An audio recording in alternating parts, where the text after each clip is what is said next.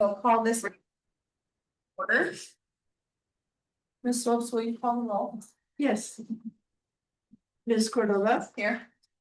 Mr. Davis, Here. Mr. Lopez, Here. Mr. Merrick, Here. Ms. Parker, Here. Mr. Rackler, Here. Mr. Robinson, Here. Mr. Self, Here. thank you. And Mayor Miller is absent. Okay, we have a quorum. Okay, if you will please stand with me while Mr. Robinson gives the invocation and we'll have Mr. Rackler lead us in our pledge.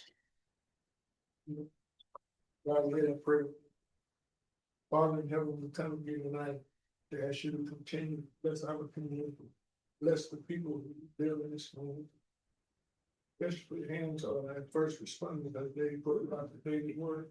We ask you, Father, in all this name, in Jesus Christ, our Lord, amen. Amen.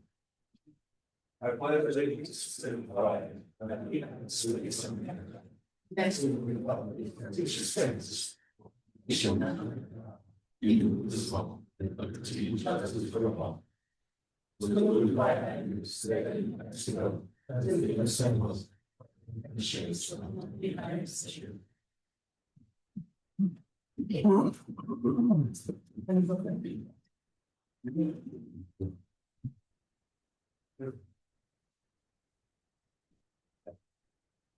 Okay, next we have public comment. Did everybody have a chance that wanted to speak to sign in? Strainsworth, did you need to sign in? We have Wayne. Okay. Okay, the public has the opportunity to provide comment on subjects regarding to city business during the public comment period.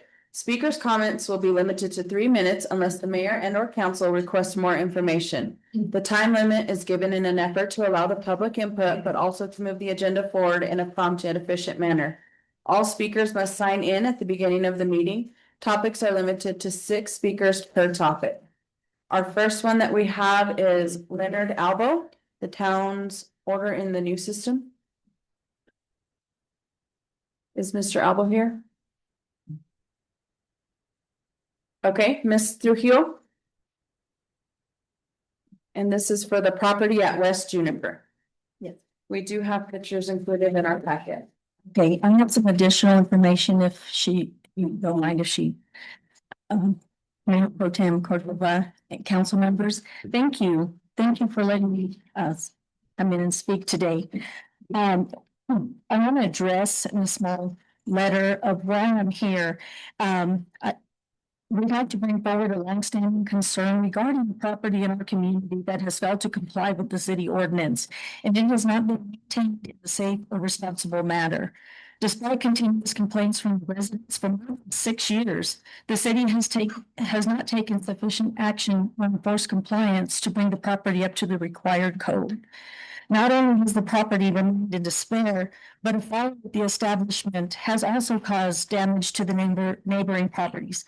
The owner has not come forward with any workable solution or accountability for the impact of the community. Additionally, the property has been without water or electricity for more than 10 years, and this is was told to me by a city employee when I asked about a water situation. Yet individuals have continued to reside under that unsafe conditions. Repeated calls have been made by residents regarding both the welfare of the individuals occupying the property and the water safety of the whole neighborhood. The only response received called, the inspector had been called, and personally once by me and then Ms. Salguero, was told that there was not an to inspect the address for the situation. Calls have been made to council members and some city officials. The law enforcement has been called to the residents on this occasion, but appears to have been continually set aside without resolution. The lack of the enforcement or oversight poses serious health concerns and safety, not only for the residing properties within the people residing, which people have been known to visit quite frequently at night, but also the surrounding neighborhood. We respectfully request the immediate action be taken by the city to enforce code compliance, ensure the safety of the residents, and uphold the integrity of the community. I do want to mention that our great men that put out the fire were there in a quick response time. And so additional damage was not incurred by any other of the neighbors. I just wanted to address some of the codes that I felt that they had that had been addressed when we called in, and some of those ordinance by the city. Of course, you have the ordinance there, 735, paragraph 1, 82118. I know that some of these may be up to date, but these were some of the ones that I have went through, and they may be a little outdated. Ordinance number 735, section 3, 82018, the accumulation of trash. I have pictured there prior to a fence that we put up that allowed my daughter and my grandchildren not to be able to view that property, and obviously you can see why. Some of the people there there's been concerns with what they do at the property, so that's kind of what the actions we took. So I just wanted to show you some of the pictures before we put the fence, and of course, it's been a continual issue. It also falls into the ordinance 665, section 36507, and section 46507 as well, and section, I believe it was 6 that I did not put on here. But the pictures of the weeds, the full dumpster, we have reached out to the individual that owns the dumpster to try to get some of that resolved. There was a windstorm, and we finally found a sheriff that was willing to go over there because the gentleman was literally trying to hold it down so the roof wouldn't fly into my daughter's yard.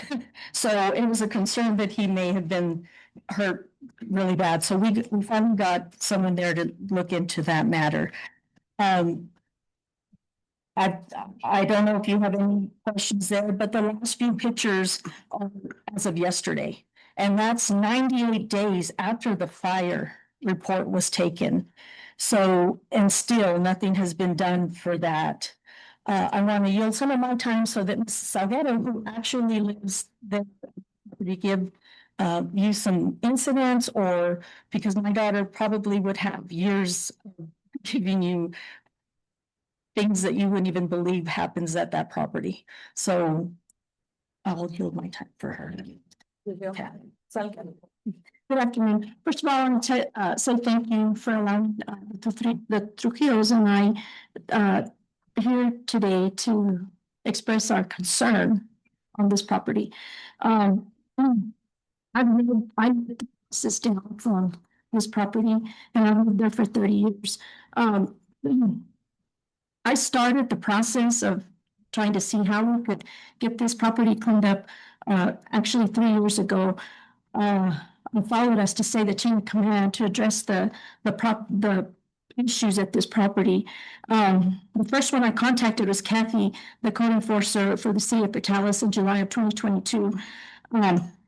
She did contact someone, and they, like Ms. Trujillo said, they brought in a bin, a trailer bin. They filled it and left it there.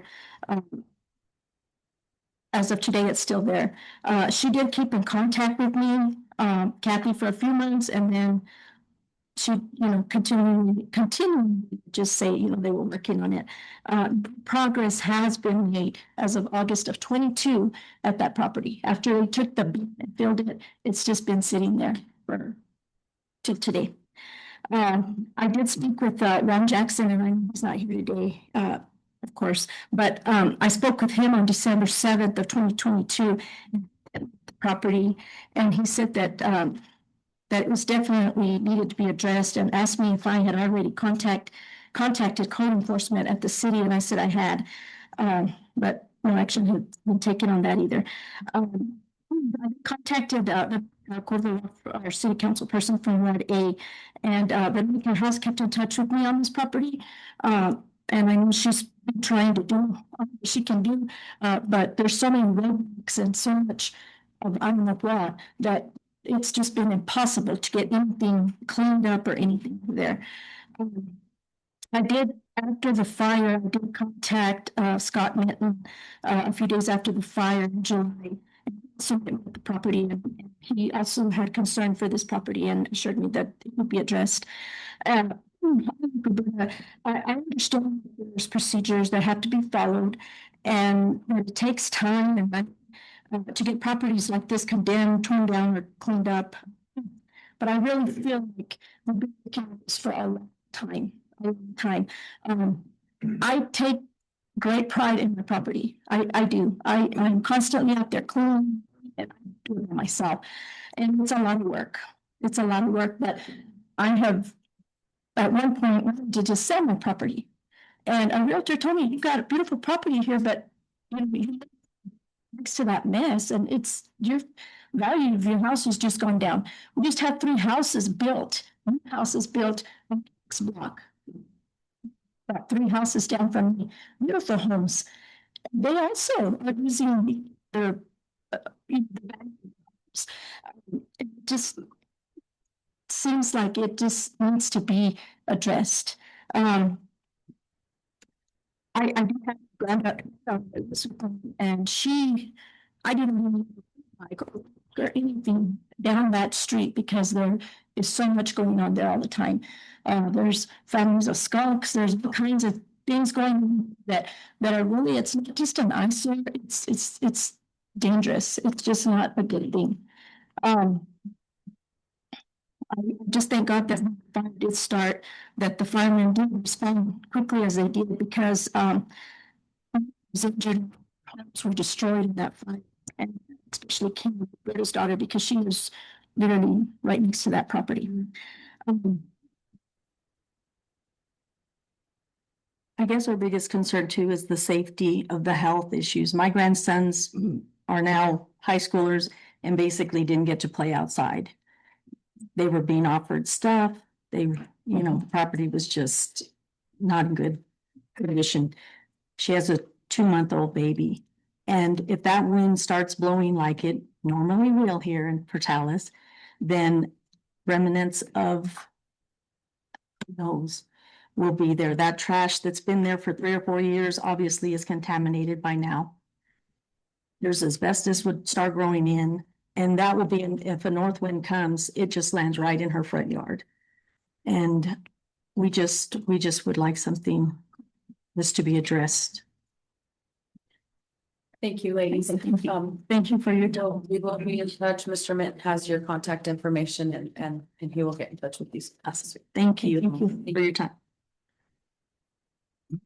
Mr. McAllister. He is going to speak on lodger's tax. My name's Wayne McAllister. I'm the president of the Roosevelt County Fair Board. We came tonight with Sheila Hayes, Ryan Ainsworth, and Mark Clark, other Fair Board members that are here.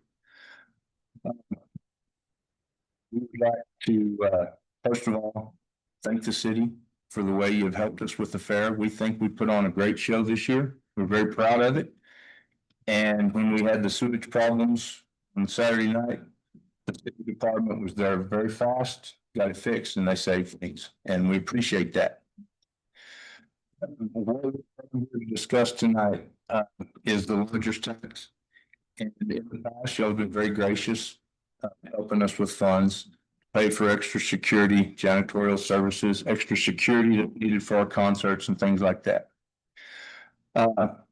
We understand that with the new staff and different procedures, the deadlines were different this year, and we acknowledge that we missed it. The city has been very gracious in the past to work with us on this, and we were informed today that we would not be receiving any lodger's tax money this year. And we are formally requesting either a spot on the agenda for the next meeting. However it could be done to reconsider that motion.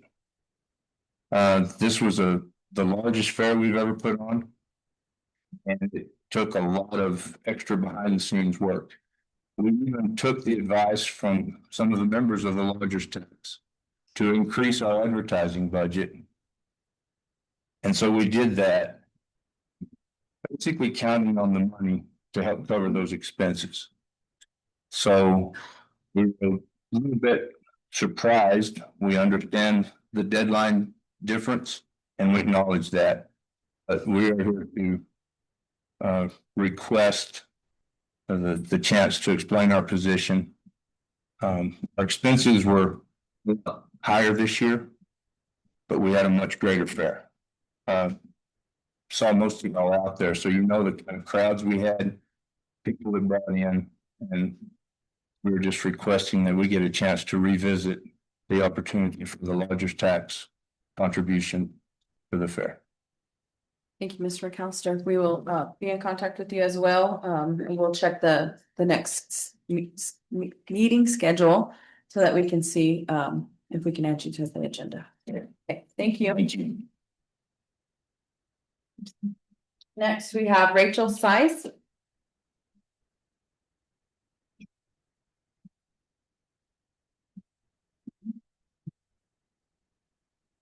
Thank you. Just the other day, September 2nd, addressing the dangerous property on 820 East Elb. We were given 120 days to finish the cleanup and finish the fence, which it has a big fence all the way around it. This property, they used to have like 15 or 20 cars and a whole bunch of cars on the road. So it's 3 cars and 75% of the cleanup is done on these properties. We've been working really hard on cleaning them up. When home September 2nd, posted on my door, there was another letter from City Hall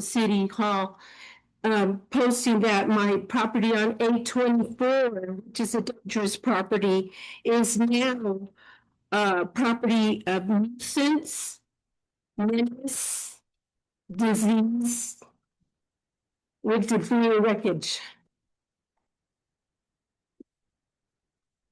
And then I have to read this. The letter also stated that I have 10 days to object to this. And so I did. And that's why I'm here. You know, that letter is really humiliating to all the hard work to clean these properties up. If you guys pass by there, you guys will see all the cleanup. And you know the reason, so the ladies that left, the reason that they go after all the houses that have trash and empty people that don't comply is because they're coming after me. Which I've been in compliance. I've been moving stuff, moving cars, cleaning them. I mean, it's a lot of work. This is 23 years of accumulation. There's all our retirement. My husband collects old classic cars to remove all of that stuff. And we're gonna do town out, and then I get another. It's hateful. It's hateful. It's mean. It's hateful. After I've been complying, go after these people with funding that aren't complying, right? I've been complying. I've been talking to city council about the problem. There's been significant. There has been a change in the whole area. So what's going on? I'm still targeted. I'm harassed. I'm tired of being in city council meetings. You guys all know me. I'm like that to be. You guys know me. And it's addressing the property. Not all the other properties in Portales that it's compliant. It's just targeting, right? That are just far more dangerous. Go by 824 East Elb on the corner. I care about Portales too. You'll see the 10 commandments up there that I bought just for Portales to look nice.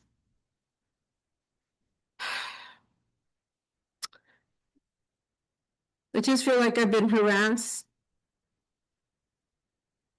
There's been continue to clean until there's nothing there. Turkey. My hope is that you guys rescind this resolution because I've been in compliance and nothing's gonna be there. And the properties are 75% clean, go by. And then, so this will be a continuance on the next administration, still everything going on. Go after all these other people now that need to comply too, And I thank you guys for hearing me out, and I'm sorry, I'm just very passionate. Thank you, Ms. Size. Mr. Size, you're listed as well. Did you want to come up and speak? Mayor Pro Tem, Yes. asked if Mr. Size would wait to the appeal portion of the agenda tonight, and then that way council will be able to make a motion or take action on it after hearing from Mr. Size. He's also placed on the agenda. Okay, so you'll actually talk when it's your agenda spot. Oh, yes, ma'am. Okay, thank you, Mr. Size. Okay, with that, we'll move on to the next item. It's minutes of the previous meeting. It was a regular meeting that was held on September 2nd, 2025.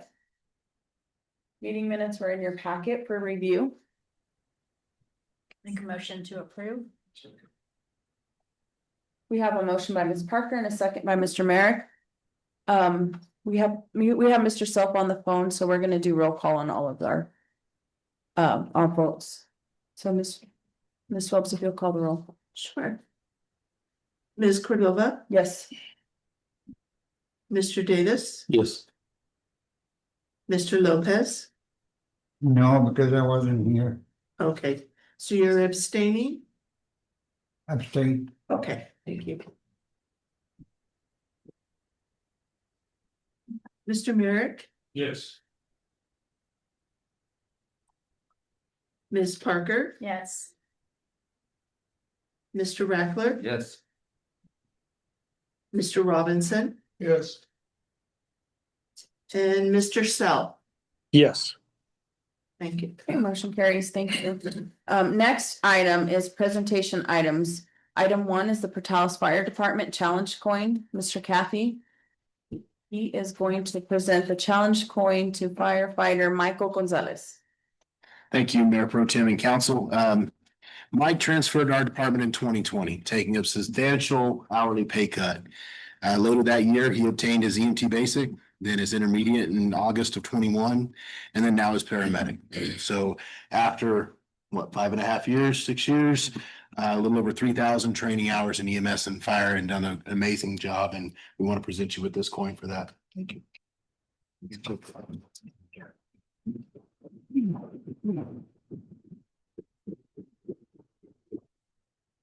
Congratulations, Mr. Gonzalez. You ran off. Did you want to have a few words you want to say? Thank y'all. Thank you. Thank you all. Okay, next item is mayor council items. This is an action item as well. Governing bodies approval of Mayor Miller's appointment of Dr. Kathy Good to Planning and Zoning Commission. Do we have any questions on the appointment of Ms. Good? Ms. Good did previously serve on this committee, and she's willing to come back. Madam Chair, Sure. I move that we accept Dr. Tactical to the plan. Second. We have a motion by Mr. Robinson and a second by Mr. Lopez. Ms. Phelps, will you call the roll? Yes. Ms. Cordova, Yes. Mr. Davis, Yes. Mr. Lopez, Yes. Merrick, Yes. Ms. Parker, Yes. Mr. Rackler, Yes. Mr. Robinson, Yes. and Mr. Sell. Yes. Passes. Okay, motion carries. Next item, Water Advisory Committee, Mr. Davidson, he is presenting.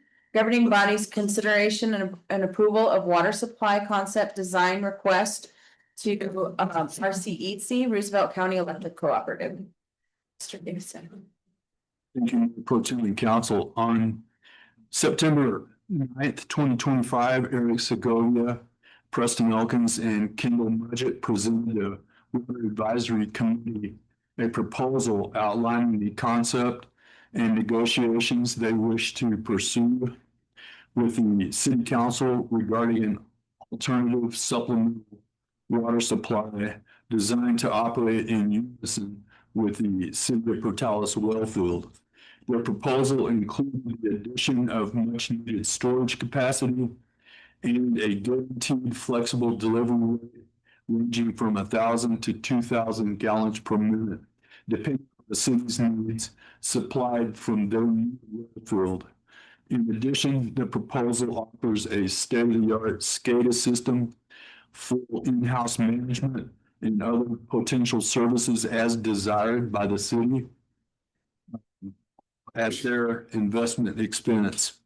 Following discussion, the Water Advisory Committee unanimously recommended advancing this proposal to the city council for presentation of the concept and negotiation of any desired details. The council will determine its level of interest and establish the final specifications. It is my understanding that the immediate ask is to approve Roosevelt County Electric Cooperative into negotiations and present the concept to city council. And that is correct. And then this action will initiate the next phase of the collaboration under the existing MOU, the Memorandum of Agreement between the city of Portales and RCEs. Okay. Do we have any questions? Yeah, what is the recommendation of the right advisor? I didn't hear that. I heard. Mr. Robinson, we did recommend that they be allowed to present it to council for a council final decision and refinements of what council determines should be, like the flow rate, supplement 1,000, you know, at 2,000, and they also offered several other services to the city, which options. So It's a win-win situation. I just, one of the committee was totally behind. 100%. This is as far as water security, this is one of the greatest things that have happened to us in the past couple of decades. So it gives us an alternative groundwater source, which would allow people to rest at when needed, be repaired when needed. And it's a backup plan. So it would have a great deal to do with us bridging the gap between now and the U project might be able to deliver water in 2032. It was unanimous. Sir. I'd like to make a motion that we proceed with negotiations with the RCEC about their ability to supply the city with this supplemental water. Second. We have a motion by Mr. Merrick and a second by Ms. Parker. Ms. Swopes, please call the roll. Ms. Cordova, Yes. Mr. Davis, Yes. Mr. Lopez, Yes. Mr. Merrick, Yes. Ms. Parker, Yes. Mr. Rackler, Yes. Mr. Robinson, Yes. and Mr. Self. Yes. Okay, motion carries. Next department is the Water Department. Ms. Flores will be presenting this action item. It's governing body's approval of resolution 2025-34, authorizing the filing of an application and necessary documents for free professional assistance through the New Mexico Finance Authority Water Project Fund Technical Assistance Program. Ms. Flores. Good evening, Mayor Pro Tem and Council. So we have presented a resolution to authorize the city of Portales to apply for free professional assistance through the New Mexico Finance Authority under the Water Project Fund Technical Assistance Program. This targets for the water and wastewater system in need of planning projects. Our key projects that we're looking to get updated is going to be the 40-year water plan, the asset management plan, as well as the wastewater preliminary engineer report. This is free funding from the Water Trust Board sponsored by the NMFA. Do we have any questions for Ms. Flores? Take that 3 months.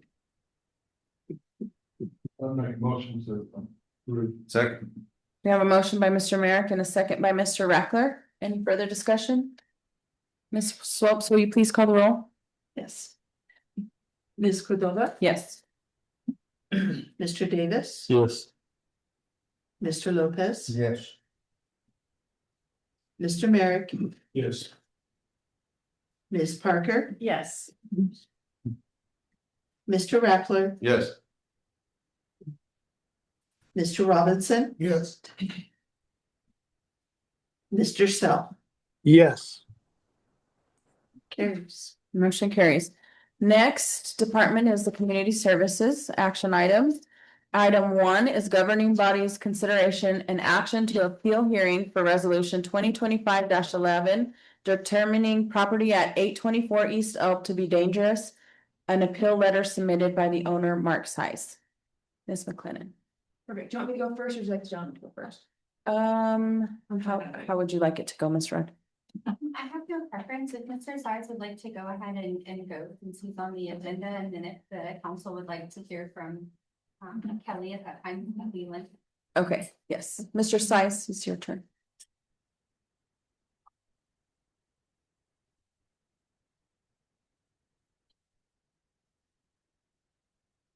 Okay, first of all, thank you for your service, city council, city manager, fire department, police department.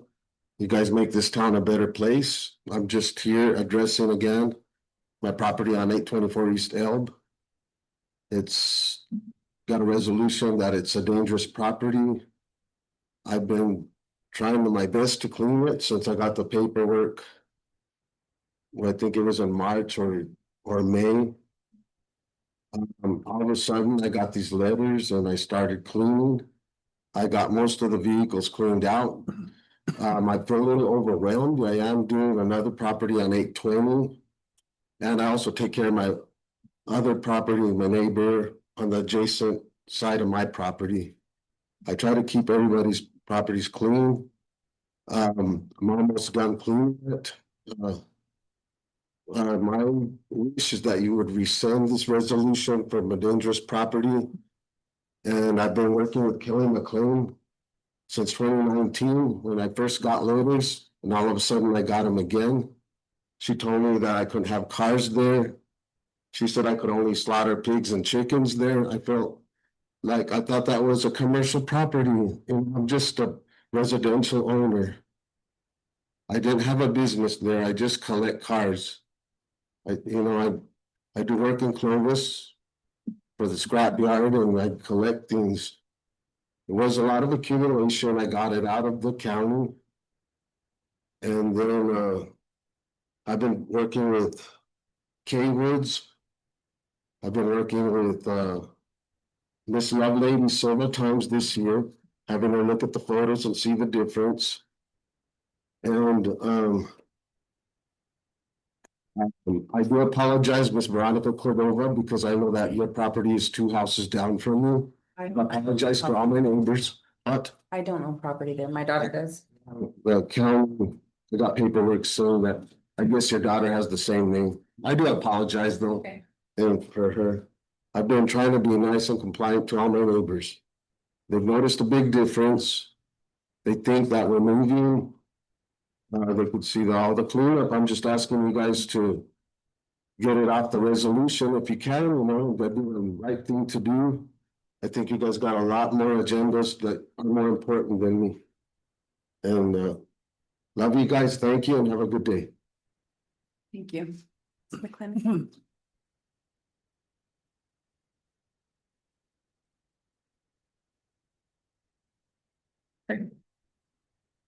So Mr. Size is correct. He has shown some improvement. I did start with the city in 2021.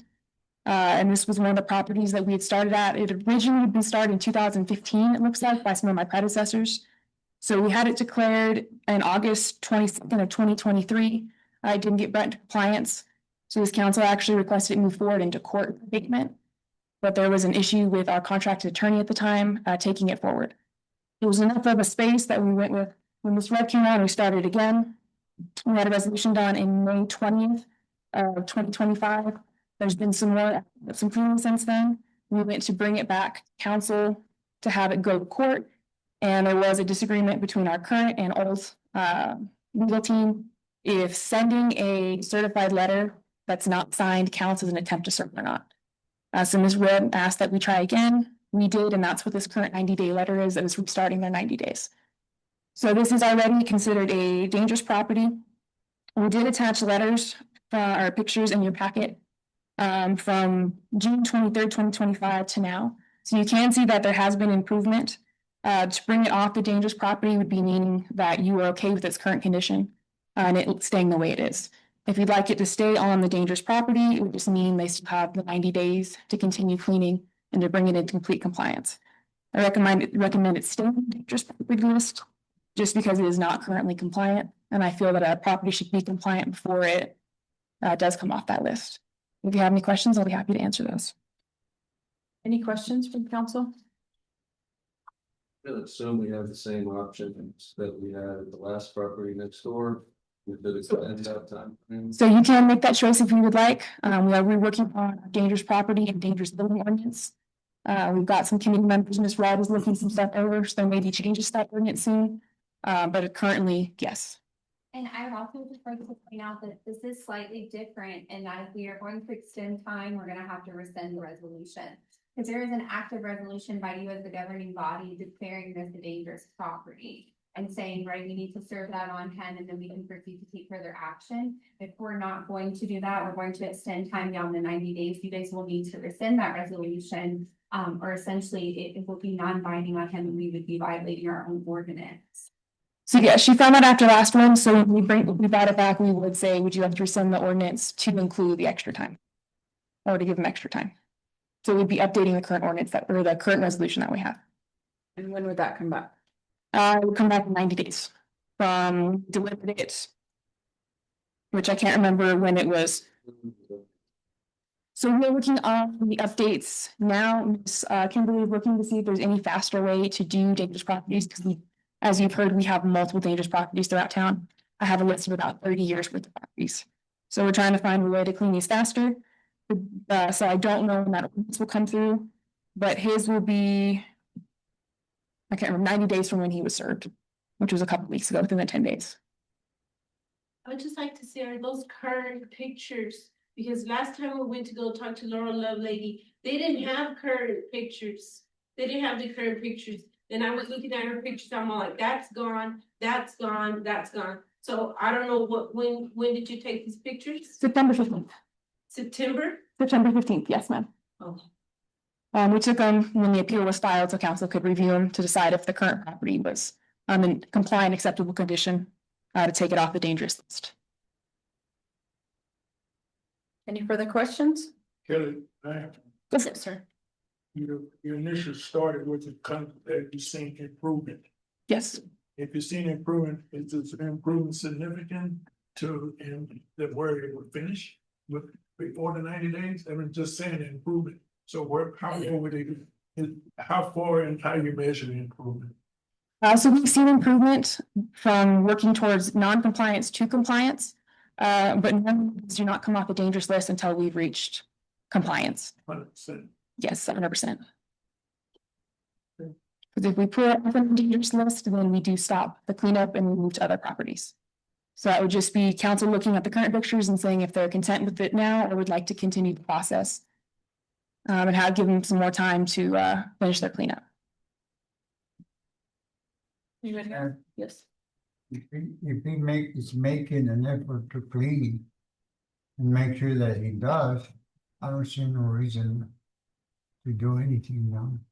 Correct. So the options are take them off the dangerous list, which means we stop cleanup efforts.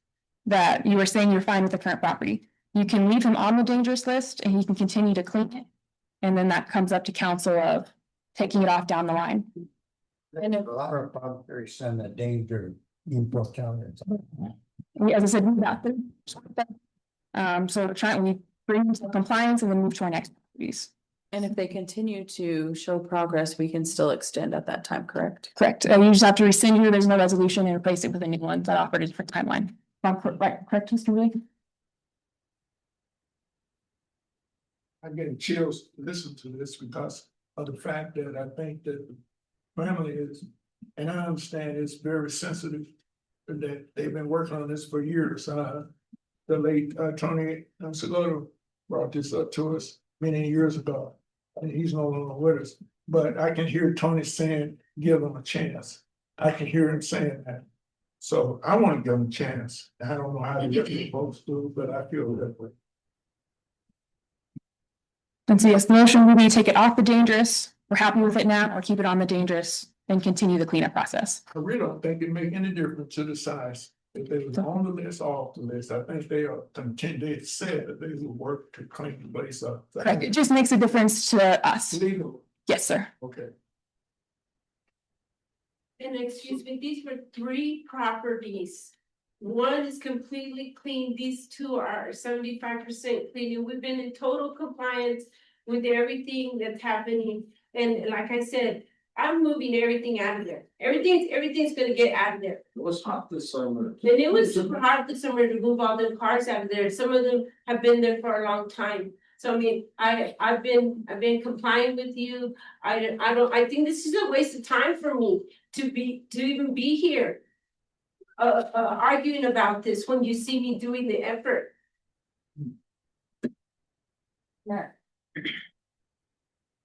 We keep it on the dangerous property list. They have 90 days.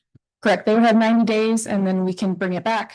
And then you can decide if to take it to court, take it off the list, or grant more time and rescind the original resolution. And just for clarification, their 90 days has already started. They are in their 90 days. Far into it. I believe that November 25th is their last day, if that's from based off of like what Ms. Lovely has calculated. I believe she placed it on a page in the packet as well. So we have almost 60 days left. But it'll come back to us in November. Yes, sir, if the matter's left on, yes. I feel as an incentive, we need to leave it on the dangerous property list and make sure that the progress still continues. I'm in agreement with that, and I'd just like you guys to know, we understand what you're trying to do, you know, but it was accumulation of a lot of years. And I know it's gonna take a long time to fix. But so we're trying to work with you, and when it comes back in November, if we're making more progress in these next 60 days, we'll try to give more, but we've got to. I think we have rules we have to follow too. I know, but then I have to come back in November for 824 still after I clean it, and then I have to come back after the 120 days for 820 still. I understand. I mean, it's just overwhelming to me to be coming all this whole time. I mean, you guys have seen my face here lots of time. If you guys could give me more time, because I've been in compliance. Yeah. I mean, doesn't that count for something? To give me at least the same time that you guys gave me at 820, still the 120 days. And then if nothing's done, then you guys can take it to court. So I would need to do the 90 days, but then you could choose when I came back. Because that's what we did the other one. We gave them the 90 kV additional time. So this would follow the same rules. After the 90 days, we'd come in, and then if you did, yes.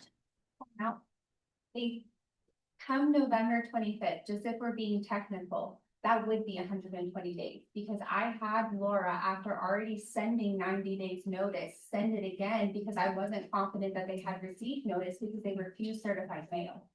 So come November 25th, it will have actually been 120 days of notice that the property needs to be cleaned up, but you will still have the option to rescind your resolution and grant more time. Will that put it at the same time frame as the other properties so that they're coming? They will be different timeframes. They are two different owners. Yeah. Even though they're handling the cleanup, they are legally two different owners. So they're on two different timelines. Any other questions? I'll make the motion to leave the resolution in place as a dangerous property. And then we'll revisit this when time comes up.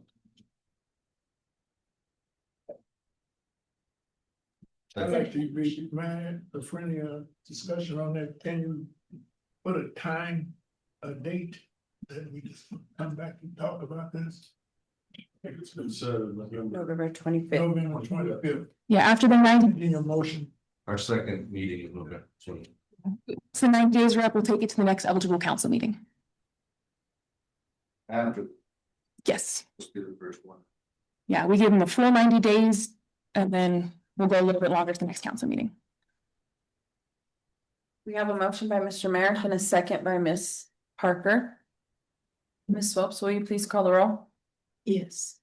Ms. Cordova, I'm going to abstain. thank you. Okay, Mr. Davis, Yes. Mr. Lopez, Mr. Merrick, Yes. Ms. Parker, Yes. Mr. Reckler, Yes.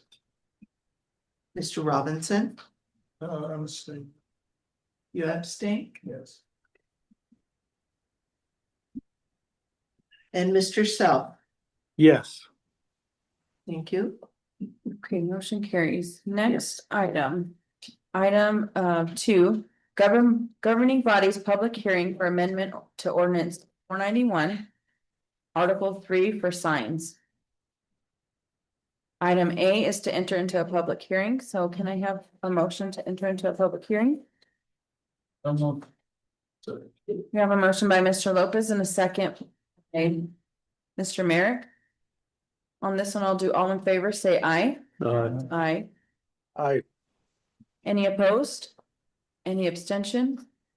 Motion carries. We are in a public hearing. Ms. McLennan, are you presenting on this one as well? I am. I know usually they see if anyone has any comment for my presentation, but I can do it first, whatever suits the council. Okay, let's have input from the public. Do we have anybody who wants to speak in favor of ordinance number 494? Okay. Nobody? Do we have anybody who wants to speak in opposition of ordinance number 494? Okay, hearing none, I will take action to close the public hearing. So moved. So. We have an action item, a motion by Ms. Parker and a second by Mr. Robinson. All in favor, aye, say aye. Aye. Any opposed? Any abstentions? Motion carries. Item C, now it's the action by the council as a result of the public hearing. Ms. McLennan. Thank you, Mayor Council. So this is an ordinance to what we considered our billboard ordinance. It really had no signs and advertisements, but it was tackled because of issues with billboards. So we were seeing a lot of billboards get denied at P and Z and they come through and get approved at city council. So we wanted to revisit our city ordinance to make it fit the current views of council a little bit more, because this one was 20, 30 years old. Ms. Antoinette? So here's some of the changes. Some basic, like billboard should be defined in an ordinance with billboards. So we added definition of temporary to make sure that people could still do like sports signs and political signs, which was banned the last one, so we did permanent temporary.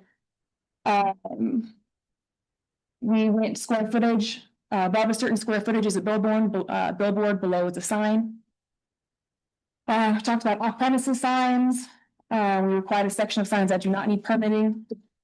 Updated maintenance sections so that we can actually enforce billboards or signs that have fallen states of repairs. That's under the nuisance ordinance. And then we updated the exceptions. What it is if you apply for a variance with a billboard, the city pays quite a bit of money for you to get that variance. So if you apply for a variance in the billboard, you would just pay the cost that it costs to send out letters and everything yourself. So the city doesn't have to pay for any of that. One more. Here is the biggest change. Currently, billboards are banned in the city of Portales. Current ordinance, they're banned. This ordinance would open it up. Billboards are automatically accepted in your blue areas that have been highlighted. Those are commercial manufacturing areas. and billboards have been approved there in the past through this council, so not really changing the look of it. Billboards, of course, are allowable in the rest of town, but they need to come through planning and zoning and city council for approval before those would be approved.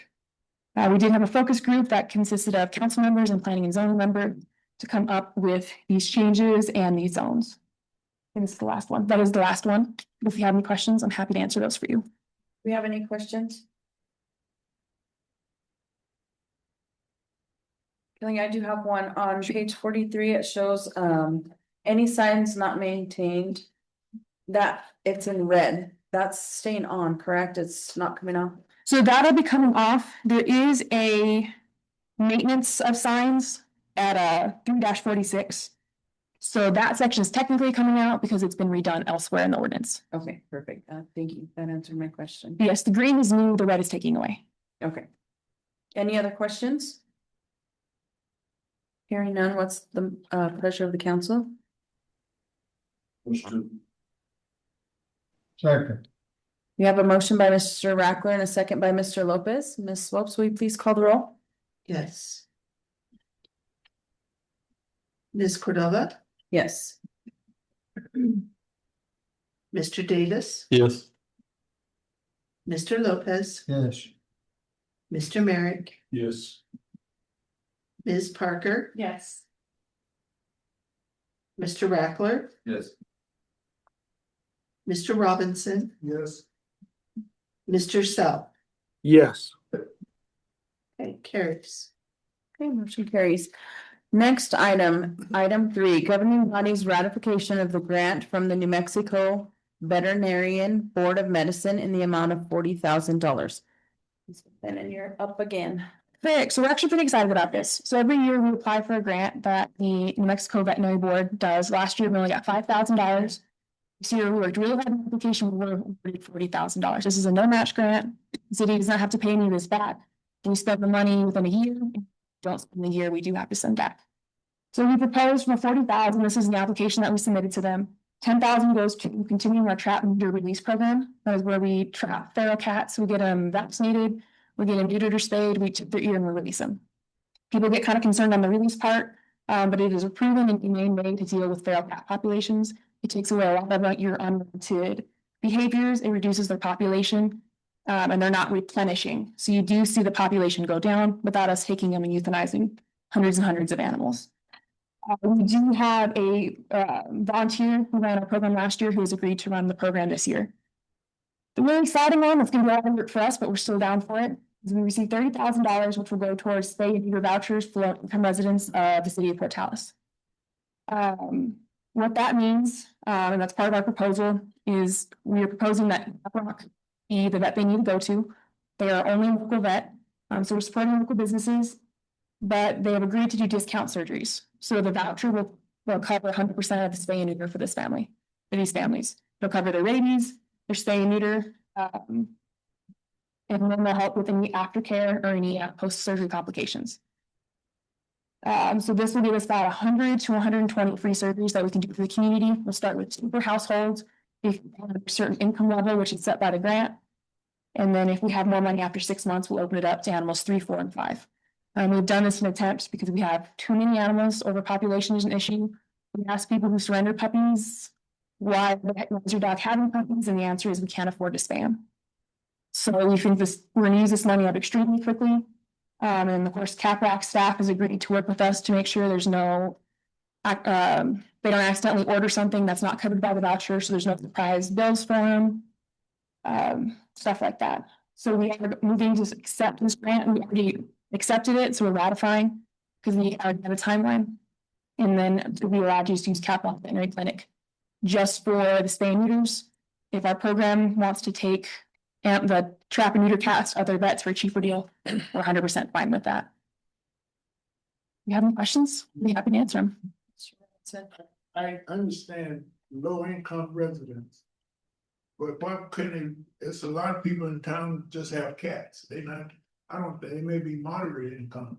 So if they come in, they wouldn't be able to get on this program, and a lot of those folks, college students, they're not low income and they have cats.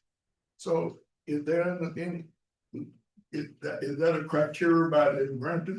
Correct. So the criteria from the grant is they have to be under 200% of the federal property. So we could not offer this money to anybody above that. Oh, okay. So that will be using The application, yes. the application for the economic development. Yeah, so it'll be, we'll have to have them sign an affidavit saying that they are below that. If we allow people above that knowingly, then we will lose the grant money and have to pay it back. So if a college student came in, I'm still thinking a college student may qualify, but they wouldn't at low income, they could qualify. They make under what 200% of that poverty level would be, even if they are a college student, then they would 100%. Most college students will probably qualify, to be fair. If there was no financial aid on it. Yeah, all they'd have to do is prove, I don't have the chart in front, but I believe the one-person households, your maximum is like $30,000 a year. And then a two-person, it's like 41,000. But we'll put the chart up and the applications on our website for people to be able to see if they qualify for these. So there would be, okay, Yeah, so they can go confirm that they'd be eligible for this grant. I got a lot of cats, I'm not low income, so it's like. They're feral cats and they're outside cats, then you can do it under the trap and neuter release program. Okay. This is for like your pets. The second part is for your pets that are inside. Any other questions? Kelly, I do have one question. When you do the feral cats where you trap and return, are you returning to the same place that they Yes. were released or where they were captured? So it is required that we release them. When people specifically sign up for this program to have the cat released, they're usually attached to their feral cat colony. People can just ask us to come get feral cats and we will send them out to be barn cats. Okay. So by no means are we gonna force you to keep cats on your property you don't want, but this is a much healthier way to deal with our population problem. Thank you. Any other questions? Income verification is them signing an affidavit. Correct. I just didn't want our staff being taxed with having to check in. No, and there is a possibility that the grant may ask us to do a couple of randoms, pick 3 to 10 from it and verify that income. So we will be warning people of that, but as of right now, we're just accepting affidavits because those are legal documents that people will be signing. Any further questions? Hearing none, what is the pleasure of the council? Second. We have a motion by Mr. Robinson and a second by Ms. Parker. Ms. Swopes, will you please call the roll? Yes. Ms. Cordova, Yes. Mr. Davis, Yes. Mr. Lopez, Yes. Mr. Merrick, Yes. Ms. Parker, Yes. Mr. Rackler, Yes. Mr. Robinson, Yes. and Mr. Self. Yes. It carries. Motion carries. Next item is item number 4.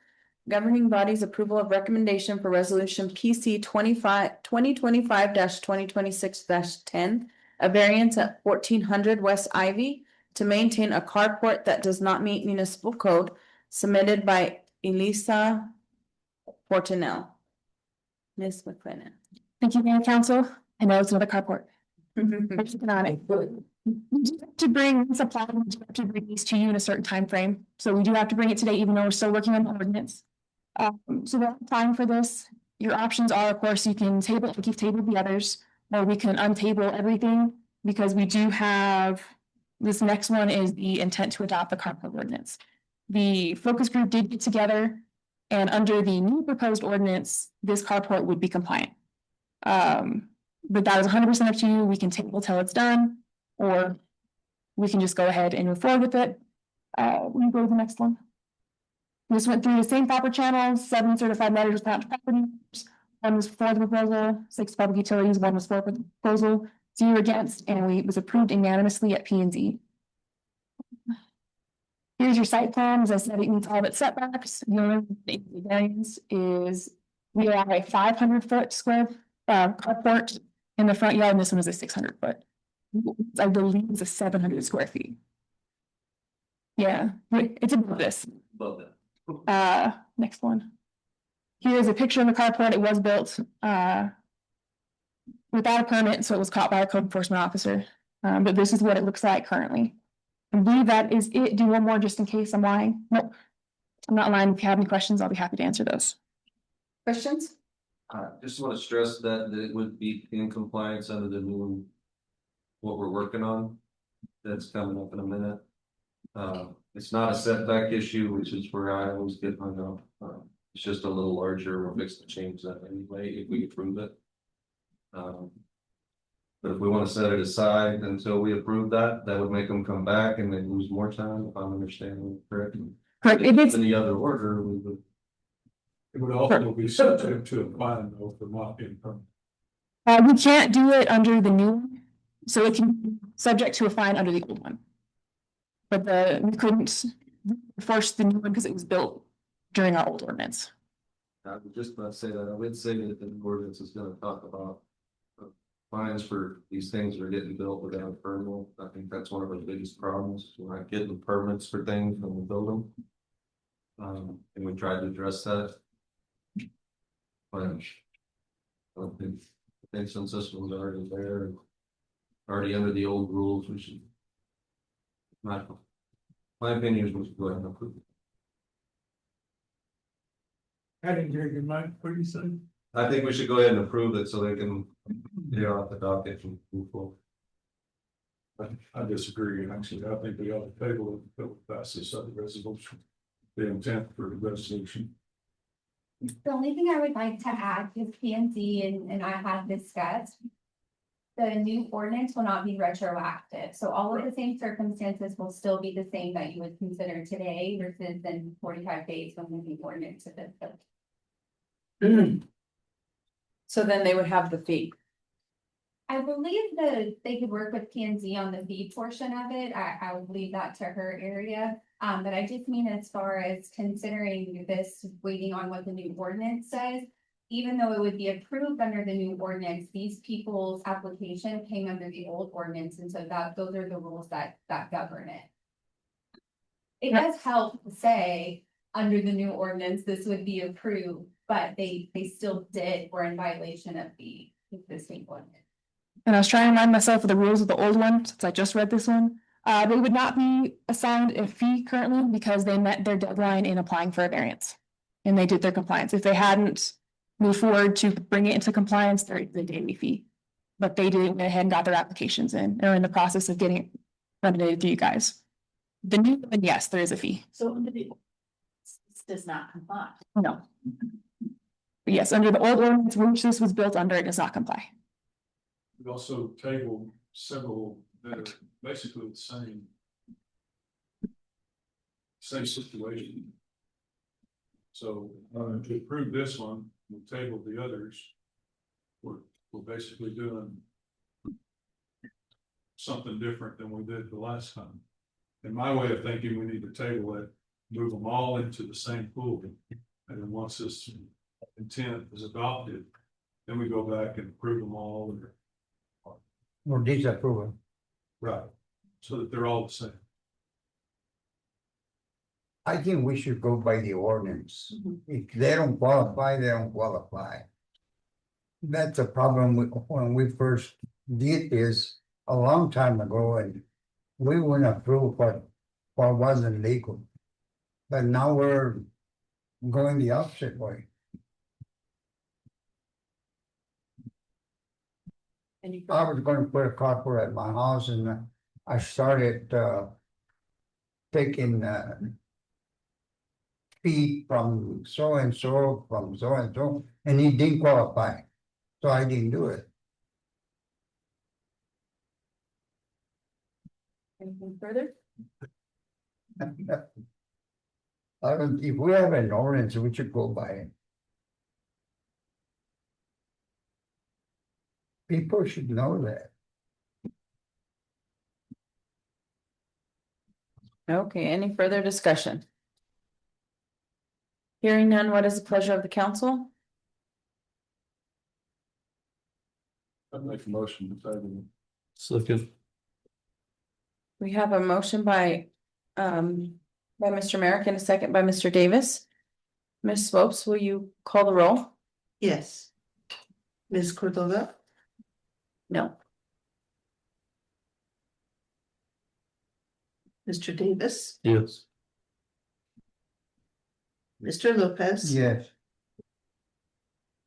Mr. Merrick, Yes.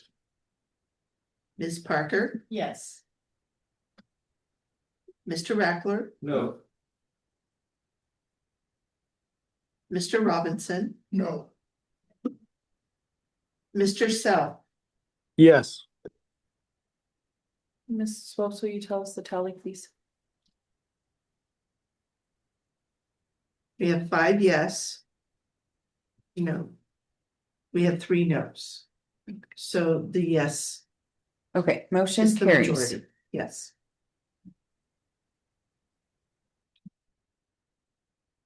So that item will be tabled until the next scheduled meeting. Item 5 is the governing body's approval of intent to adopt the amendment to ordinance 761 requested by city council at September 2nd, 2025 council meeting. Ms. McClendon. All right, thank you, Mayor Council. I'll get out of your hair after this. It's my last one. So at the last city council meeting, we had a bunch of carports. It was requested that we have an intent to adopt ready for this meeting, so we could look it over. That is what we have. We did get a focus group together. I think we believe they're called now special committees that had 2 city council members and 2 members of P and Z to go through and update the ordinance to reflect what they would like to see. This is our fastest done draft, so if there's anything you'd like to see improved or changed in these 30 days, please hit me up. We'll make sure we have that ready for you.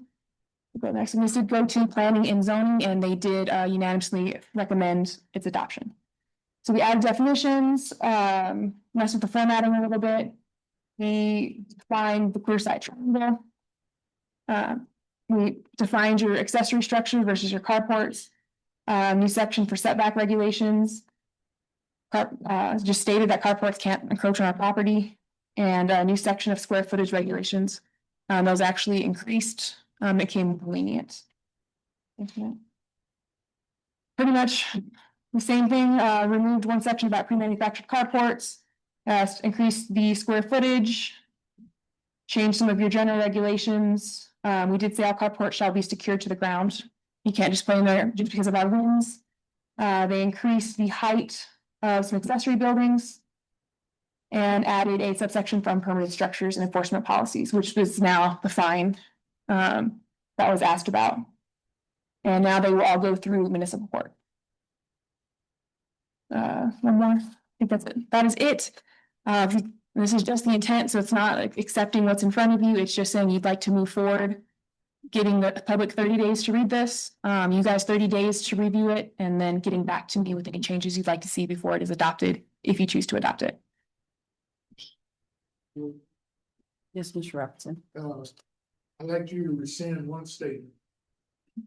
Get out of our hair. You're not in our hair. Scared me for a second. Mr. Oscar. I was like, what did I say? That's what you call this getting in our hair, get in our hair more. Yes, sir, I will increase my presentations. Any further discussion, questions?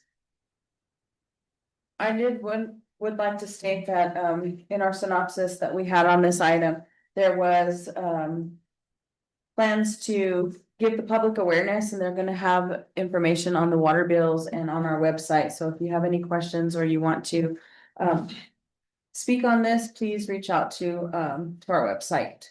Awesome, and I was gonna include this in the staff comments, but since you brought it up, we have put it on the water bills. It is now hanging in all your department stores, letting you know you need to get a permit. There are brochures in our lobby, and it's on our website. And they're gonna go announce it on the radio too. Just a reminder to get permits. Any further discussion? So if we have questions, just sometime in the next 30 days, drop by and see you. Correct, and if there's something you don't like, I have to bring the exact same ordinance back, but I can make a secondary draft that has changes that council has requested, or that the public has requested that council request to me. Okay, what is the pleasure of the council to have the intent to adopt? I recommend approval of intent to adopt. We have a motion by Ms. Parker and a second by Mr. Robinson. Ms. Welch, will you please call the roll? Ms. Cordova, Yes. Mr. Davis, Yes. Mr. Lopez. Yes.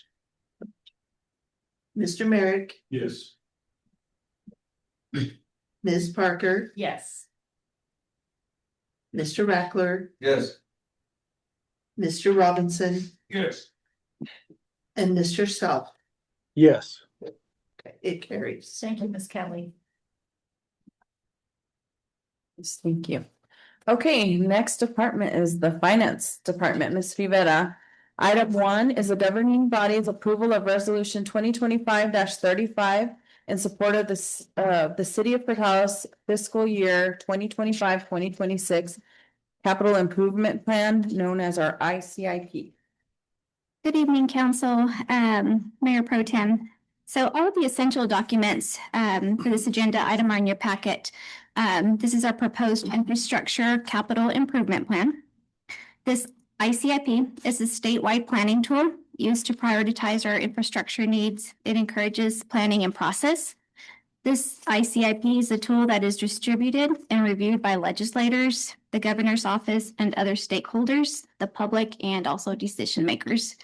Having an ICIP can help us secure funding from different entities, for examples like grants. Council, our list has been shared and distributed for review and planning. You can expect for this process to begin much earlier in the year for planning, and then again on an annual basis so we can update this ICIP list. And with that being said, I'll stand for any questions. Do you have any questions? These items can be moved around in a different order. And ranking correct. So, on the ones that say deactivate, are those just gonna come completely off? Yes, they will. And we have to put those into the system, the state system. So that's our notes to take them off the list, correct? Thank you for that clarification. Any other questions?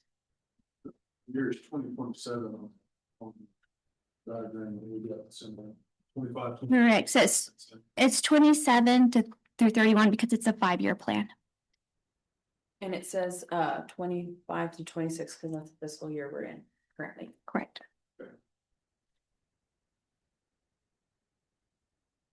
Any questions, any comments on the order? I will just say we met several times on this particular document.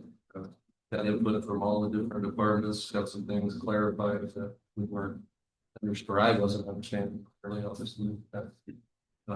But anyway, I think we've come up with a very good starting point, and Mr. Mitten has stressed that it's really high priority for him that we make this a living document, make sure we're on it all the time. We're gonna start, like she said, we're gonna start earlier next year. We're gonna make sure we're staying on top of it. So I think it's really good starting. Thank you. I was gonna ask on the dollar figures. I can understand on the equipment that it's usually fairly close on the construction projects like drainage and all that. Where are we getting our figures for? But it's just. Yes. It's from my staff. Yes, and some of them do have quotes, but probably will need to be updated. Prices keep going up, so you can expect actually these dollar amounts to go up. Any other questions? Yeah. We have a motion by Mr. Merrick and a second by Ms. Parker. Any further discussion? Hearing none, what is the pleasure of the council? I'm sorry, Ms. Swopes, what do you call the roll? I did know. Ms. Cordova, Yes. Mr. Davis. Yes. Mr. Lopez, Yes. Mr. Merrick, Yes. Ms. Parker, Yes. Mr. Rackler, Yes. Mr. Robinson, Yes. Mr. Self. Yes. Carries. Okay, motion carries. I'm so glad y'all are paying attention. I was just checking. Item 2, Governing body's approval of resolution 2025-36 to enter into an agreement with New Mexico Department of Transportation to plan, design, construct, improve drainage, ADA, and safety for South Avenue K from US 70 to West 17th Street. So this item is for your approval to enter into agreement and accept the award amount of $2,850,000 with New Mexico Department of Transportation. The total project cost is $3 million. The city's match would be $150,000. And these funds for this award is specifically allocated, like Ms. Veronica said, for South Avenue K, which can include plan, design, construct, improved drainage, ADA, and safety, striping, and signage. This agreement will terminate on June 30 of 2028. I'll stand for any questions. Any questions? I have one question. Now, that's not a straight road. It's from US 70 to 17. That goes through by the library. There's a, yeah. And it goes by the library. Are you talking about the, Yes. So in this plan, then, in that area, that section, there's a speed bump, where a raised road. So is that gonna come out or that gonna stay? That'll be part of the design. That part of, That'll be part of the design discussion with DOT. who's gonna be into that discussion? well, that would be our staff, city staff, those critical key individuals, and then, of course, our engineers. The preliminary designs have already been submitted. And they include some of the speed modification, i.e. The speed bumps. Some enhancements of the manholes nearby, enhancement of drainage off of, I forget which street it is off of there, but yeah. And this particular project starts, was it on 14th?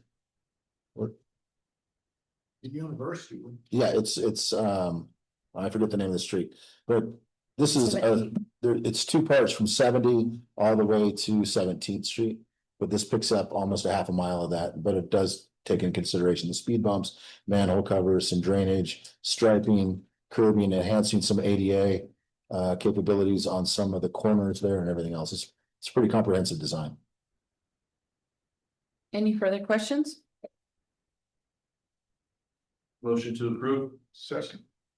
We have a motion by Mr. Rackler, a second by Mr. Robinson. Ms. Phillips, please call the roll.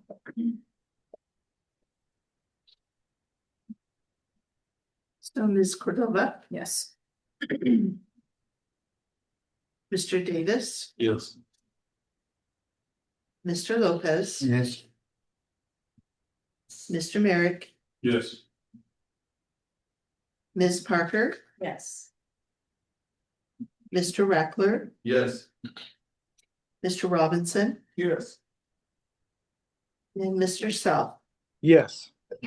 He carries. Item 2 carries. Item 3, governing body's approval of resolution 2025-37 to enter into agreement with New Mexico Department of Transportation to plan, design, construct, and improve streets in Portales and Roosevelt County. Okay, and so all these items are in your packet. This is for your approval to enter into an agreement and accept the award amount of $492,000 for capital outlay funding. This funding is specifically allocated to plan, design, construct, and improve streets in our city. Our reversion date for this award will be June 30th of 2029. Once we receive a fully executed agreement, you can expect to see budget adjustments. So not just for this grant, but our other grants that you've seen or heard about this council meeting. I will stand for any questions. Questions? Make a motion to approve. Second. We have a motion by Mr. Merrick and a second by Ms. Parker. Any further discussion?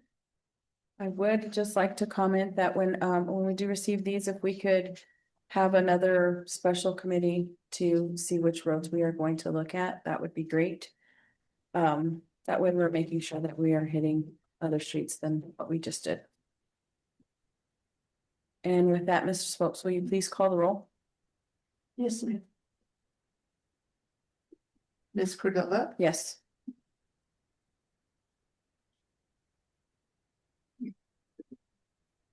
Mr. Davis, Yes. Mr. Lopez, Yes. Mr. Merrick, Yes. Ms. Parker, Yes. Mr. Rackler, Yes. Mr. Robinson, Yes. Mr. Self. Yes. Unanimous, it passes. Okay, motion passes. Thank you. Thank you, Stephen. Okay, next department is our city manager. Item 1 is the governing body's consideration and approval of operational control of the Yam Theater by the Portales Chamber of Commerce. Thank you, Mayor Pro Tem, council members. I'm gonna ask you for two things this evening. It's gonna be pretty simple. We're gonna start to wrap this up a little bit, I think. The first one is discussing the YAM, and what I'm really looking for here is one acknowledgement and permission to proceed planning. And that's what we're looking for. When I came into the seat, some folks talked to me about keeping ownership of the YAM Theater, but providing operational control by the Chamber of Commerce so that they can put things together and hold events in the YAM and schedule those things autonomously without continuously coming to the city seeking approval to do so. A couple of things here. Looking to develop a contract with the Portales Chamber of Commerce. And ensure the agreement reflects mutual beneficial relationships between the chamber and the city. This item proposes the city council consider authorizing the city manager to continue developing between the city and the chamber. The background, the Yam Theater is located at 219 South Main Street. It's a city-owned facility and it will stay city-owned. It's got significant potential to serve as a hub for community engagement, cultural enrichment, economic development, and currently it's underutilized. The theater could be more effectively leveraged through partnerships with the chamber. A proposed MLA would retain city ownership and responsibility for utilities, insurance, and major repairs. It would grant the chamber operational control, including the event scheduling, renting, and programming. Rationale: it increases access to the arts, entertainment, and educational programming. It's more frequent and diverse events tailored to community interest and enhances civic pride and cultural identity. Financial and economic benefits: the revenue generated through rentals and ticket events would benefit the city. Increased foot traffic would increase economic activity in downtown Portales. I'm asking the city council for acknowledgement and permission to continue proceed develop an MOU or MOA that would benefit both the city and the chamber. Do we have any questions? I just want to say that this seemed to be the same arrangement we had with the chamber when they had the Main Street program, or with the Main Street, they had the same arrangement with the city at that time. So I don't see anything different with your proposal. Had we already been in this type of arrangement with the chamber, then they gave it back because they couldn't take care of the maintenance of it. And then the city put it back on the city. So we are going to continue to make the operation. But that's why the Chamber of Commerce on Main Street people couldn't continue the process. I understand. And what we're looking at right now is that this is our property. It belongs to the city. It belongs to the people. So we will continue to maintain it.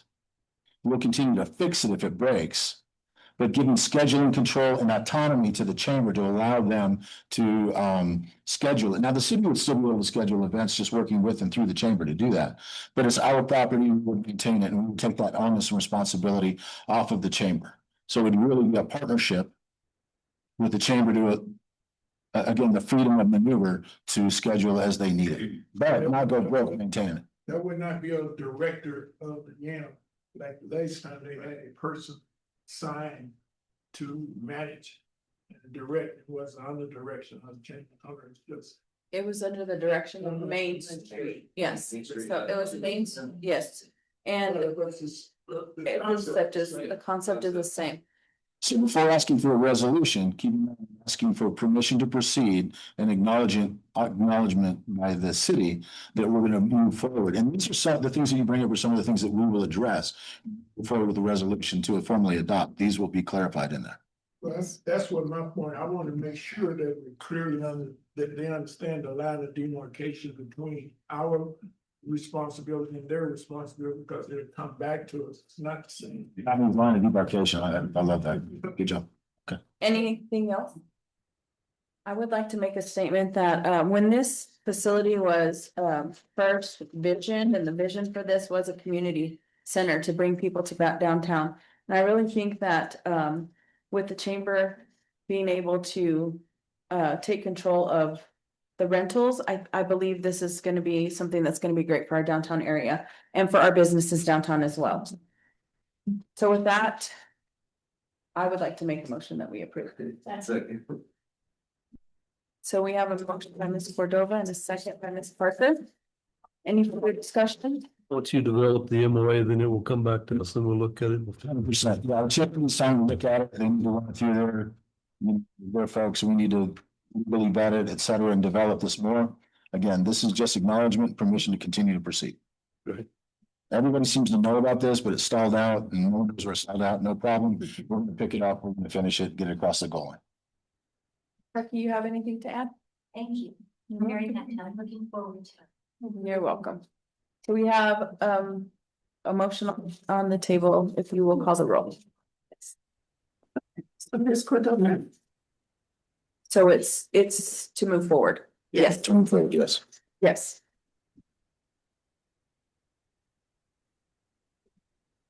Mr. Davis, Yes. Mr. Lopez, Yes. Mr. Merrick, Yes. Ms. Parker, Yes. Mr. Rackler, Yes. Mr. Robinson, Yes. Mr. Self. Yes. It carries unanimously. Thank you, Ms. Swopes. Item 2 is governing body support for Portales Chamber of Commerce Transportation Initiative to the Peanut Valley Festival Beer and Wine Festive Feast Shuttle Service. Similar, but different time and space here, this year. Chamber's asking for a little bit of help to help service members from the airbase from the back gate into the area of the fairgrounds. The ask right now is to consider, acknowledge, and allow us to continue to plan through the wickets to look at using the Portales area transit system to move service members back and forth as necessary on that date to, one, expedite transportation, but two, to avoid DUIs and conflicts with driving and such at a fest where there would be beer and wine. So my asking you this evening is to, one, acknowledge that and allow and permit continued planning as we work through some of the insurance and DOT wickets to be able to do that and work with the chamber to see if it's viable or doable. Any questions for Mr. Minton? Yeah. I just want to make sure we find a way in that process for the transit to still be able to take people in Portales who want to do the same thing. I don't want us to have all of our vehicles doing that, and then somebody in Portales wanted to ride there to the thing and ride home and they can't get. 100%. So I just want to make sure we. And that again, that's in the planning process. So we have until October, I believe, 18th.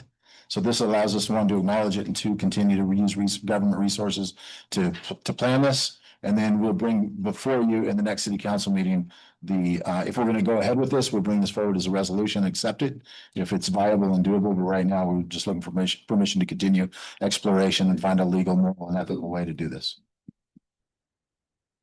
Mr. Robinson? No? Anything else? The motion to approve. Sir. We have a motion by Mr. Rackler and a second by Mr. Robinson. Ms. Swopes, roll one more time. Sure. Ms. Cordova, Yes. Mr. Davis, Yes. Mr. Lopez, Yes. Mr. Merrick, Yes. Ms. Parker, Yes. Mr. Rackler, Yes. Mr. Robinson, Yes. and Mr. Self. Yes. Unanimous, it carries. Thank you, Ms. Swopes. Thank you, Ms. Ray. So next item is council and staff comments. We'll start with the staff. Miss Chief Williams.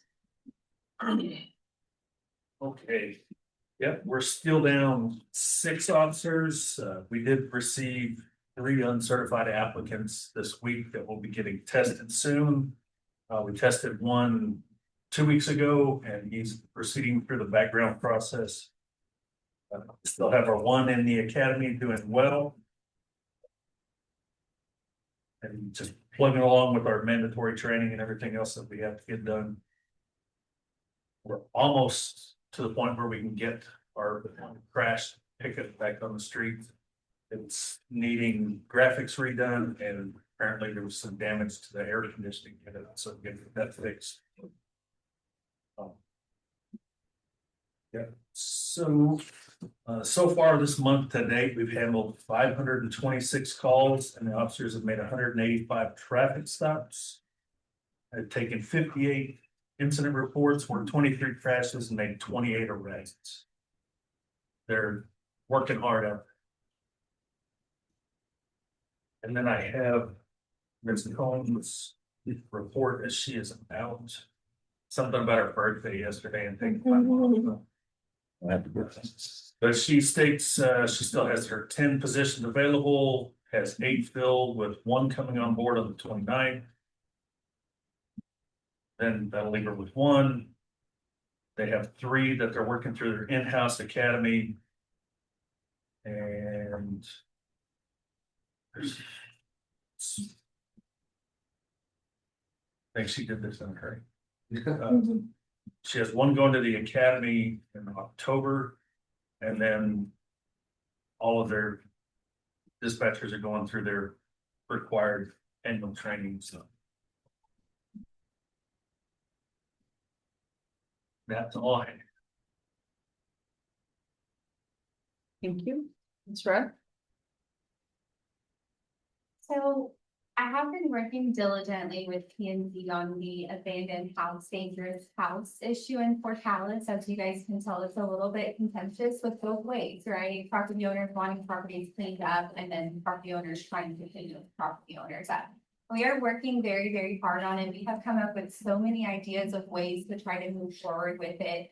And I just want the citizens of Portales and council to know that it is something we're working on to try to resolve. But whenever you're talking about people's land and their property, it shouldn't be as easy as the saying city is going to pay this, and it shouldn't be as hard as a year's battle to have property paid up. So we're trying to find an in-between, and I hope that you guys look forward to really crunching the data on that, because P&Z has some ideas coming from you guys and ways that we'll be able to kind of address it. Thank you. Do you have anything from emergency management? Ms. Brzezinski? Joe? Benna? I do. So, like Chief was mentioning, we have a lot of potential enrollments, mutual offers, pre-employment drug tests. So working diligently, we went to Cannon Air Force to have a career fair about a week ago. Met some great candidates and individuals. I myself went to the municipal league, gained some additional knowledge, networking with different municipalities to just continue bettering the city of Portales with that information. So we were able to, since last council meeting, we were able to onboard and enroll firefighters, street labor, and communication officers. We have another communication officer coming on board, code enforcement individual coming on board this following week. So we're definitely working on getting some of those vacancies filled and continuing. Our department heads are doing an absolute outstanding job with receiving the applicants through job reviews, scheduling the interviews, and then making the time to be able to make the selection, do the packet so we can continue moving to get these vacancies filled. So our current staff doesn't have to carry quite the load that they're having to carry right now. So we're just continuing on that. We're still fully staffed in the HR, myself and my executive assistant. And we're just continuing, just doing the best we can with what we have to continue moving the city forward. Thank you. Ms. Luscombe? We are fully staffed. We've got 7 positions and all of ours are full.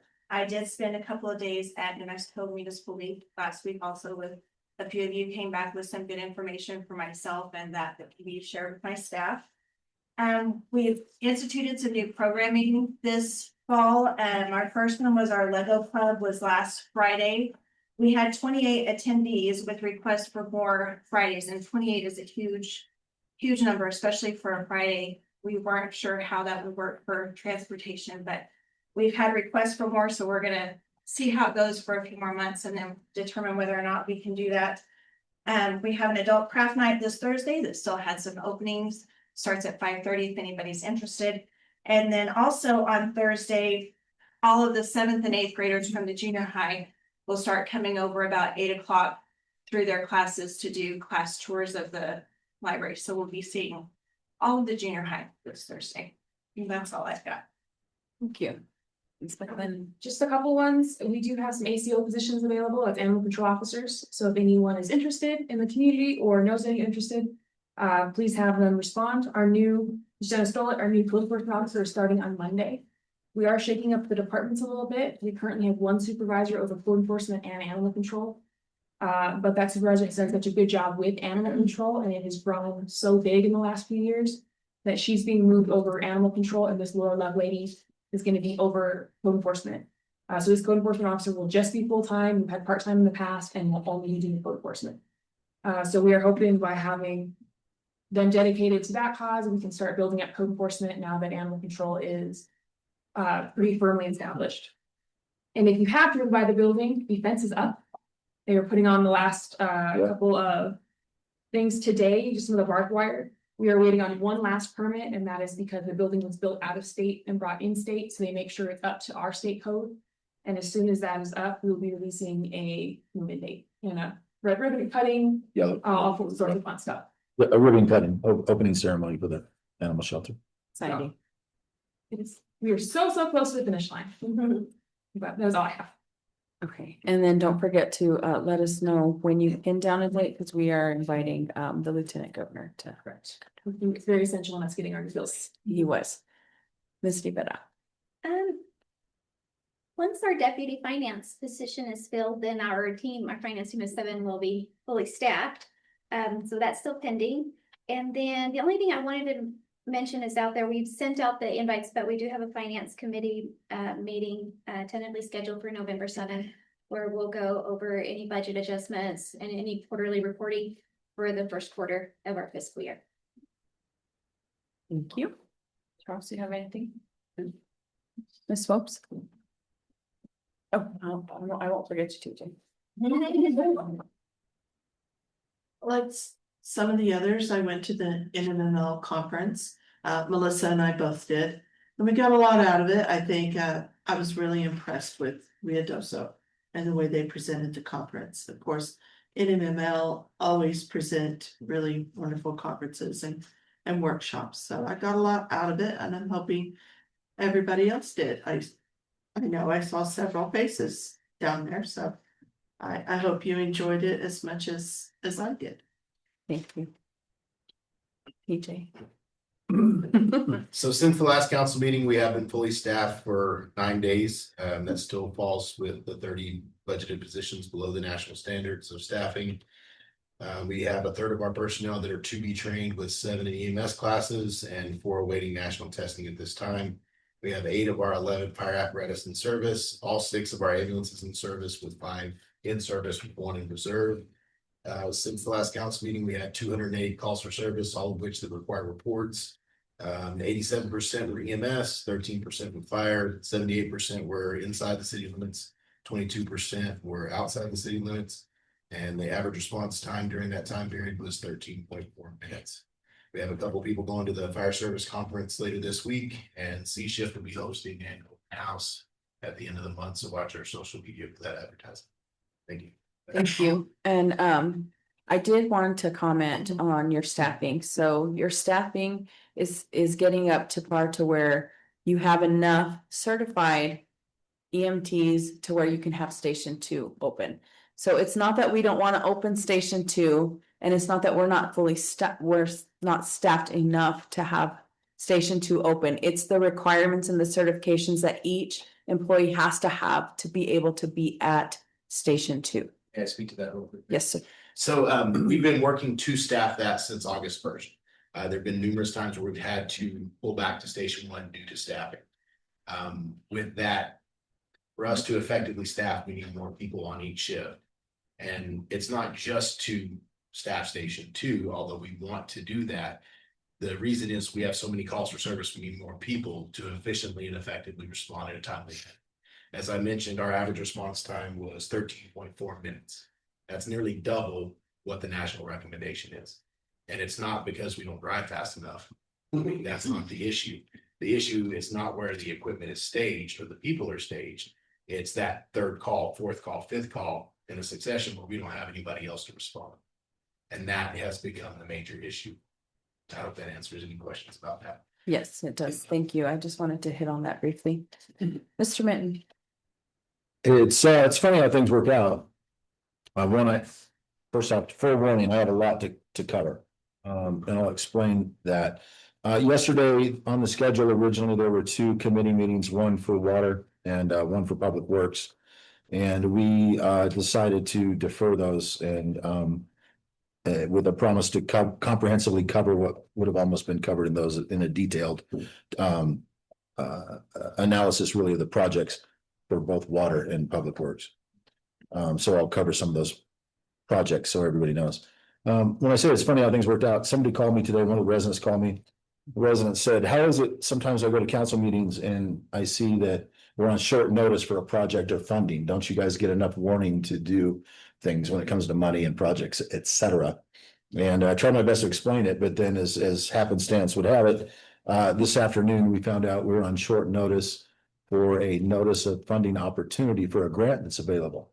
But we have to have the grant paperwork in short notice, but there's not enough time to get a resolution to get in for that grant.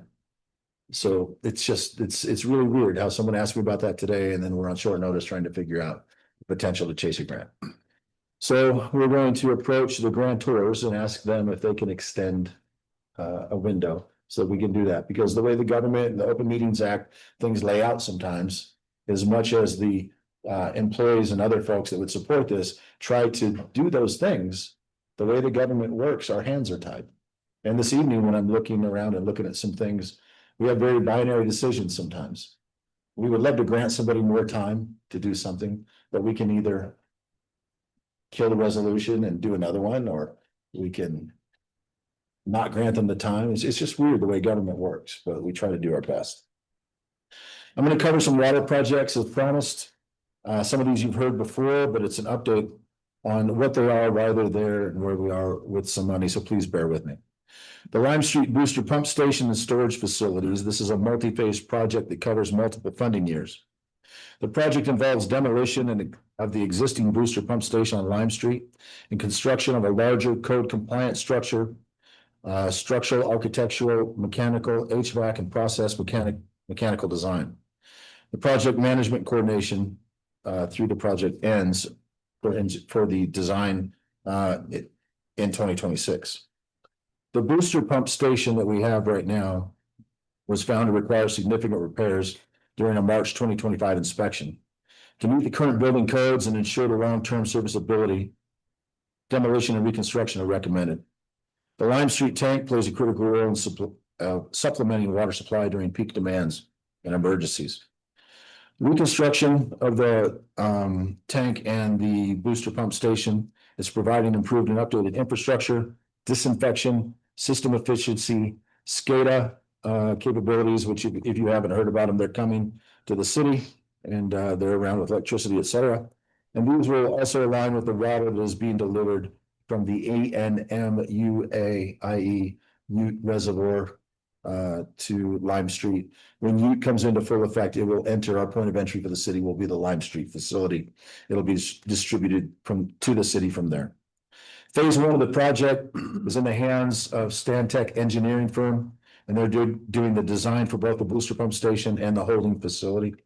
Cost estimate for the design in phase one equals the plan and design for the booster pump station, the internal and external tank repairs.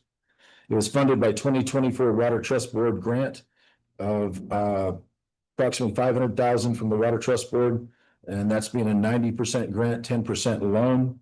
The second half of it was funded by 2024 ICIP backed capital outlay money, approximately 500,000. Our match for the total is $140,392.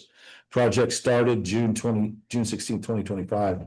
Estimated completion for phase 1 via Stantec Engineers, February 22nd, 2026. Now, for those people who want to stay and listen to the rest of this, by all means, you're welcome to, but there's quite a bit of this stuff. The total project construction costs, including gross revenue tax that's applied, will be approximately, now this isn't just for the engineering, it's for the total project. It'll be approximately $8,474,894. It's funded largely by the Water Trust Board, 90% grants, 10% loans. Second phase, the interior tank and rehabilitation. The design for this is in the hands of Stantec. Earlier question was asked, how do we come up with some of these numbers? A lot of these numbers in the second and third phases come from the original planning and engineering concept that gives a rough order of magnitude cost estimate. So via Stantec construction and $2025 would be $4,536 and change. Professional services $443. Total estimated cost for the phase 2 looks to be $4,979,000 and change. That again is a Water Trust Board, 90% grant, 10% loan. The project will begin upon notification. This is phase 2. Phase 2 project will begin upon notification of the award, estimated to be released sometime in 2026. It'll be completed approximately 2 years from the award. Now, keep in mind, when we submit for these awards, someone says a grant's available. It tells you when the grant's possibly available, and you sign basically a rough contract saying, if you're awarded this money in 2026, will this project be done in 2028? When we go into these types of things, that's basically our contract. We're saying we'll accept money in 2026. We'll try to get this done. We'll get this done by 2028. This is important to understand because a lot of times people hear that money was loaned or granted, but because it was loaned or granted today, doesn't mean we're going to see tractors today. We're going to see tractors in the year that they release the money. The money never does really come to us. The money will go from whatever organization where it's held to the contractor that does the work. But it's really obligation and execution. So the money is awarded, then it's obligated, meaning we basically write a check saying we're going to do this. And then when somebody does it, then they're paid directly from there, which is usually 2 to 3 years down the road. Phase 3, the exterior tank rehabilitation, again, is in the hands of Stantec engineering firm for the time being. Estimated construction total in 2026 money is $2,156,712. Professional services $313,189. Total estimated cost for the phase 3 is $2,469,901. Again, that's Water Trust Board, 90% grant, 10% loan. Estimated start dates will be upon notification of the award, estimated in 2027 with an estimated completion date of 2029. So we can possibly look for the completion and funding, et cetera, of the Lime Street holding tank and booster pump station approximately 2029. The Blackwater Wellfield improvement, it's in the hands of the engineering firm DBS&A. Plan and design is in DBS&A now that's being worked on. Designing the infrastructure for the Blackwater Wellfield, including a 3 million gallon water storage facility. We've been talking about this for several weeks. A 5 million gallon a day booster pump, 5 million gallon capable a day booster pump station with a concrete masonry structure, block building, secured fencing, SCADA system integration, and well collector piping. Replacement of the 24-inch transmission main line from Johnson Hill tanks to the city distribution system, approximately 6.4 miles. Let's see, we're doing it. Basically, that infrastructure there is several decades old. As you see in some of the analysis, we're losing pumping capability by about 100 gallons per year, et cetera. And some of them are not doing as well as they could. So we are refurbishing the infrastructure out at the Blackwater Wellfield. How much does this project cost? Right now, it's estimated at $23,944 for admin. Pre-design survey is about $305,000. Design and the 60%, 90% and final phases look to be about $179,998. And this bid service is around $10,000. Total design for this is looking at about $500,000. That $500,000 is funded by the wastewater or the Water Trust Board at a 90 and 10, meaning 90% grant, 10% loan provided to the city of Portales. It began in June 30th, 2025. Again, the contracting firm of the engineering firm is DBS&A. Should be completed around March 9th, 2026. That's engineering design. One of the questions was asked about maintenance, et cetera. Really not a lot of maintenance on an engineering design phase, but once these things are constructed, then that's up to the city to continue to maintain it and not defer maintenance, but stay on top of maintenance. So it stays in effect as good as it was the day it was put in, with normal degradation over time. Wastewater treatment and headworks. If you were here a couple of months ago, you might have heard some of the folks from the state talking about a wastewater treatment facility. The bottom line is the headworks needs repaired or replaced in the first 5 phases of water purification out there. Contract organization or engineers is CDM Charlie Delta Mike Smith. We're waiting on a task order to be completed by them so we can get a rough order of magnitude cost to replace or repair the headworks. It's designed to enhance the preliminary treatment through the installation of an automatic bar screen to mitigate odors by repairing the hydrogen sulfide scrubber to restore the functionality of the grit removal system. We're doing it to basically remove the solids that are going into the effluent pond or the wastewater holding pond so that we'll be in compliance with the state as far as wastewater effluent goes. This is phase 1 to replace the first 5 portions of the headworks, followed by a much larger, grander, and probably very much more expensive project to dredge, clean the effluent holding pond that has a lot of solids in there that needs to be done. We're separating those 2 projects because one will be easy to fix and not very expensive. The other one will be very detailed and very expensive. To replace the headworks and things I talked about, rough order magnitude cost estimate right now is less than $500,000. This is one of the things that Ms. Flores asked you to take a look at to fund some of that free money you talked about. This is one of the projects we're putting up under that to try to get that done as quickly as possible. Another project, the wastewater treatment plant impound reuse pond, i.e. the effluent pond that I just talked about. We're asking the same engineering firm to take a look at a task order and how they would go about doing that dredging pond. The cuffs are off. We told them to take a look at everything from repairing that dredging pond, taking care of the effluent that's in there, or look at a second pond and build a new one. Whichever is going to be more responsible, cost effective, we'll look at that to getting to where we need to be with the wastewater treatment plant. They're looking at dredging the pond or doing another one. That's the long and short of it. How much it costs, we don't know. That's going to be based on what the engineers take a look at and see what can be done. We'll look for the most cost efficient way to do that. The bottom line on that with the pond is we have to do something. We know that to stay in compliance with the state, and we don't know how much it's going to cost. We don't know how long it's going to take until the engineering firm completes their objective look at it. Western Dairy Transport Lift Station. This is on us. So in the recent past, there's been a couple of situations where water has backed up or untreated water comes out of Western Dairy Transport, and the company next to it, I forget the name right now, but it's a very small line that's really set up for residential use. It's being used for commercial use.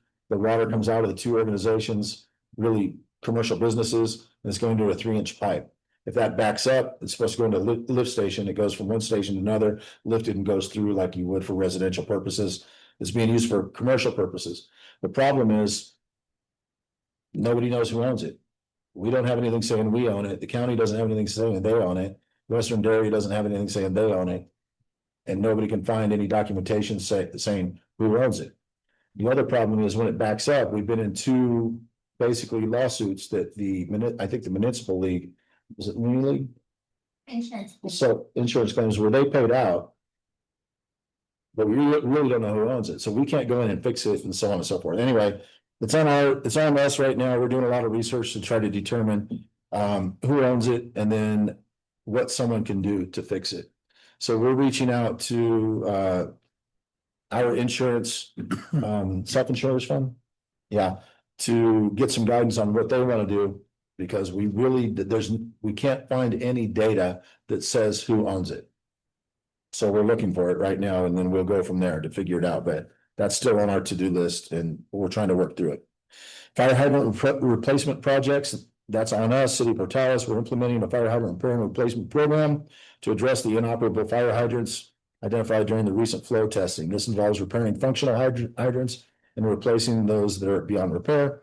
we're doing it. We identified 53 out of 322 fire hydrants that need replaced or repaired. They can be as much as $8,000 per unit. We fixed about 26 of them. So worst case scenario, we still have about $203,000 worth of fire hydrant work to do, assuming they all need replaced and they're all at the $800,000 level. So $203,000 is about the worst case scenario. The SCADA project, so looking forward, it's the intent of the city to put SCADA device measuring on all the water systems, commercial and residential, all across the city. It's estimated right now at just under $3 million to get that done. If we chose to go down that road, we are approved for a loan through government capital on a 15-year loan to do that and outfit the entire city, not agricultural, but residential and commercial to get that done. It's really not a matter of if we're going to do it, it's a matter of when we're going to do it and how we're going to do it. We are approved for that loan, but the loan's kind of high interest. I think it's somewhere between 5 and 6%. So there might be better funding options and even no cost or low cost options to the city. So we're not going to slow the project, but we're going to continue to look for ways to make that a little less expensive for the city, because I think we would owe over $300,000 a year for 15 years. Does that sound right? To get that done. So time is on our side a little bit right now, but with things like RCEC come into effect, water program come into effect, we're going to have to be ready to meet that requirement with SCADA so we can have an honest and accurate assessment of how much water we're using on a minute by minute basis. And we can accurately look at really what water is doing, as opposed to looking at a tank and dipping a stick in it and determining, our water content and utilization for the day. So those are some of the water projects that are in the queue right now. Subject to your questions. Great. Lay it on me, see what I got, see what I'm doing. Well, something that report that lady who came down from the state. Yep. She kind of chastised us. And still resent. And I'm gonna wanna know where we stand. With them, have we met her demands, her criteria, have we came with a solution to what she asked us? I understand your frustration. Yeah, I'm frustrated the way she came in. I don't disagree. Should never have happened in a public meeting. But it's out, so where we stand with it? So when I just talked about the wastewater treatment headworks, so the number one thing on the biggest bang for your buck to get in compliance with the state, based on her team and their assessment, is fixing those 5 stages on that headworks. That will get us most in compliant. That's where most of the problems are coming from. So getting that engineering report and having access to that money that Ms. Flores just talked about, that will be the single largest thing to get us in compliance. Now, we are in dialogue with that team, letting them know our intent and so on. And so they have vision on that, they can see it. And that's. You say they, you mean the state? Yes, and I forget her name. That Miss Townsend, right? Yeah. So I send them heads up on letting them know what we're doing, and that's about where we are. But that's the single best thing we can do to get in compliance. The pond is the next, but that one's a little harder to get after. I felt like I was in first grade, and she came out, she left it. And I'm waiting on first grade. Any other questions for Mr. Minton? Yes, you're thinking,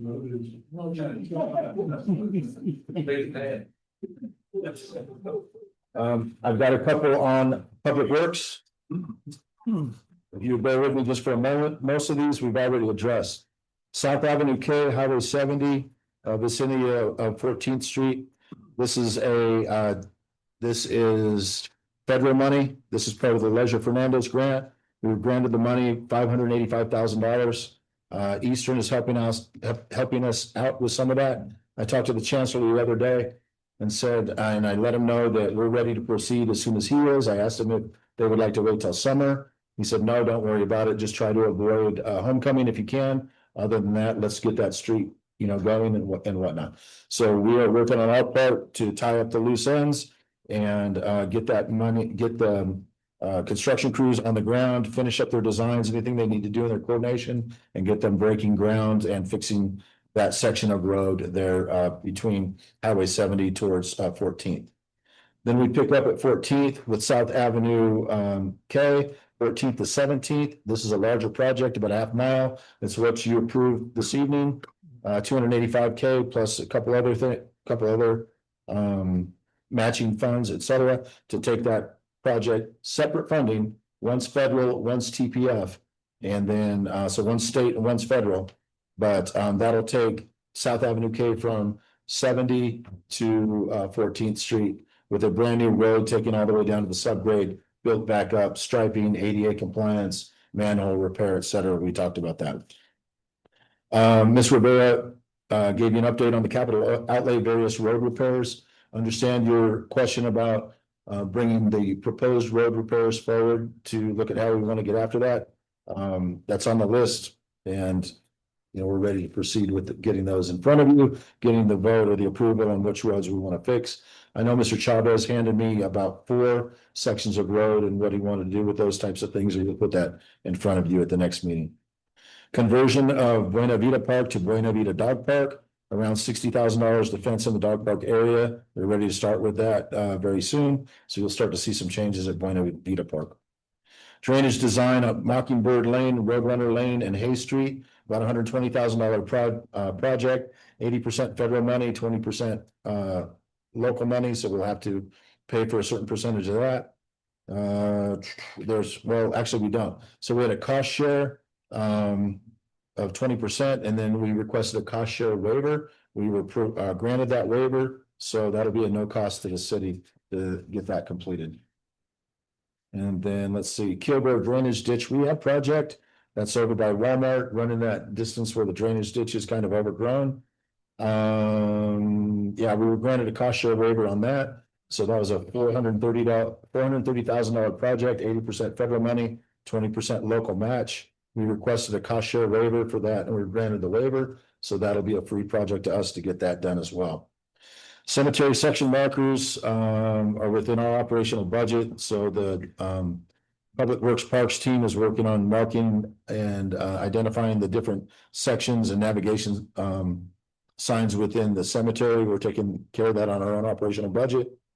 And we're working on a map to identify the pre-existing damage so that we can make sure that's recorded and start to ensure that no additional damage happens at our level. Signage repair and identification and repair is ongoing on our budget, and street repairs as far as pothole fixing is ongoing and within our operational budget. Subject to your questions, that's the update on Public Works and water. Okay, all right, I'm gonna take a drink of water. Lots of moving parts, and it's exciting to hear that it's on water, so thank you. We'll start down here, Mr. Becker. I don't have anything. Ms. Parker. No, thank you. Mr. Mayor. Just a comment. Thank you very much for that presentation. It's great to hear that the things that are going on. Appreciate all the work of all the staff. Getting things in order for agenda packets and everything this week. I'll continue to work. We're going to continue to get better, and I appreciate all the effort that's going into this to try to get us all to work. That's all I have. Mr. Lopez. Weed, that's all I think about. As you seen that the weeds up there by the city hall and the river road. And this person was spraying it. Spraying the weeds, and that's what we see doing. So I got on the phone and got a hold of my grandson. He works for the river road. And he's got a little push there, so I told him, how come you guys send this guy to spray the weeds? They're going to be nasty. They're going to, all they do is dry and look bad. So he told me to send him some pictures and we did, and they came in and caught all the weeds there. So. But we're way behind on the weeds, we're trashy all over town. You can go all over in my area. And you can't believe the houses are, they're almost covered with weeds. So I don't know what our county's gonna do. Correct. So right now, we don't have a code enforcement officer. Our one starts on Mondays. And so he's full-time. And so once he starts on I know Monday, it's a lot of work. it is a lot of work, but we're really building up that department. And so we're excited to have a full-time code enforcement he doesn't split his time with animal control. He just does weeds 40 hours a week. And we can cite now to municipal court. That ordinance has been done through, so we're really hoping to see some improvements with the new procedure and the full-time employee on board. Well, I know that up there in my block. The weeds are, I mean, they're covered, one whole block over there. I'll send him for his training And you hours. know who I'm Under talking office. Do a lot. There's another, he got another place up there in North Avenue K. Okay, he's got the same thing. And I don't know what anybody's gonna do with it, but No, and we knew we were behind, so Miss Laura, who's my deputy director, and we had some free time. We drove around, wrote down 50 properties and sent out postcards just last week. So we're very excited to have somebody full-time on board for it. anyway, What I was know it? that. There's a lot of weeds and you're not going to be able to take care of. So there's nothing I can do as a councilman. I can tell him, but Well, now we can cite people to court. So now they gotta go in front of a municipal judge and she can make them do their weeds. So we're gonna see how it works, so I'm hoping it'll go well. I told this lady, when are you gonna cut your weeds? They're almost over her doors and windows and that. Well, we're waiting to see when it's gonna quit raining. I said, "Okay." Good luck, I said. That's all I have, potholes and weeds. Thank you, Mr. Lopez. Mr. Robinson? Yeah, it's funny, Jake talked about weeds. I was cleaning up a piece of property on Main Street. On Main Street. And full of weeds. And right across the street from the place I'm cleaning is weeds. And it's an old abandoned building. And it's a cleaners. And it's another building right next to it. And I noticed that we have code enforcement on residential area. But what about the people on Main Street? They're not taking care of their problem. Cause this place, I spent 4 hours cutting dirt today. And I haven't even finished, but right across the street. When I get this place cleaned, that will still be it's gonna be unkept. So where's the code enforcement people gonna spend some time on Main Street and get some of those people like we did Mr. Size? Cause that's been standing there. So perfect. So Ms. Laura's gonna be doing the new training for the new officer that comes in on Monday. And how she trains and how she's been trained is you go by ward. So one day you go through one section of town, the next section, and you just keep rotating, so you hit all sections. And so the new one allows us to cite them to court if they're non-compliant, and if they don't do it and we have the money, then we can go forward, mow it ourselves, and then file a lien on the property owner. Sorry, on the property itself. So we're pretty excited about having that new full-time code enforcement But officer. I give them another place they need to look. Off of Kilgore, make a right turn off of Kilgore on what's this? It's 18th Street. And it'll beat you in the head because it's full of weeds. It's right next to Coach Moore's house. And that haven't been cited. And no one has never asked those people to cut their weeds. And it's been there almost 6 months. That's why we're very excited to have a full-time officer that is all they do. So they'll be doing 40 hours a week of just code enforcement. So we'll go ahead, once they get started, start sending you guys numbers of how many they're citing and getting cleaned up. So you can see how well that's gonna improve with that employee. Okay, thank you, that's all. Okay, I just have a few things, we were able to go to the New Mexico Municipal League Conference this week. It's great time networking. Not only with other municipalities, but with the vendors that are there too, that, you know, some of them are our engineers that we actually work with. We were able to see some actual gravel that's being used on our streets that is a little bit better product that we started using in around June or July. So we're really excited about seeing how our pothole patches are going to be a little bit better. But we did see an equipment. It's not a heavy equipment, doesn't require CDL. It's called a zipper. And that zipper, did I say it right? It's a zipper, asphalt zipper.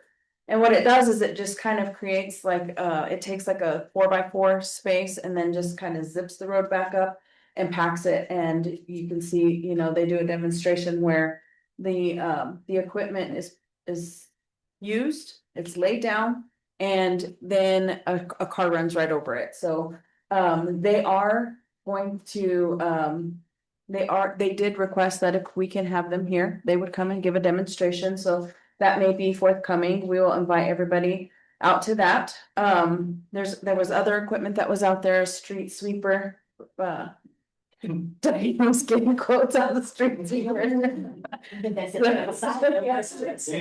was a mini suit, yeah, yes, but it worked really, really well. So, you know, some of those, you know, when we go to these conferences, not only do we get to network with our municipalities, we do get to see some really exciting things that are happening around the state. Also, I would like to thank the staff that attended. That's always appreciated for you to gain more knowledge. And then, the synopsis that was sent out that was able to allow for the packet agendas, that was phenomenal work. It helps us to kind of get through the packets a little bit sooner. Thank you, Danielle and Mr. Minton, for your hard work on getting those out and creating that synopsis for us. I did want to talk about the property on South Avenue, North Avenue A, where the Salguero and Trujillo spoke about. They have been in contact with me for probably 4 years. So we do need to do something about our ordinance on burned properties. I know that, you know, sometimes one person's treasure, one man's treasure is another man's trash, whatever that saying is. But the burned properties are different, you know, it attracts the vermin, it attracts just different things. And it is a health hazard for them to have to live by that. So I would recommend that our staff look at that ordinance and to see if there's something that we can add to that, because they have worked a really long time to try to get that property cleaned up. And with that, that is all I have. So we are adjourned.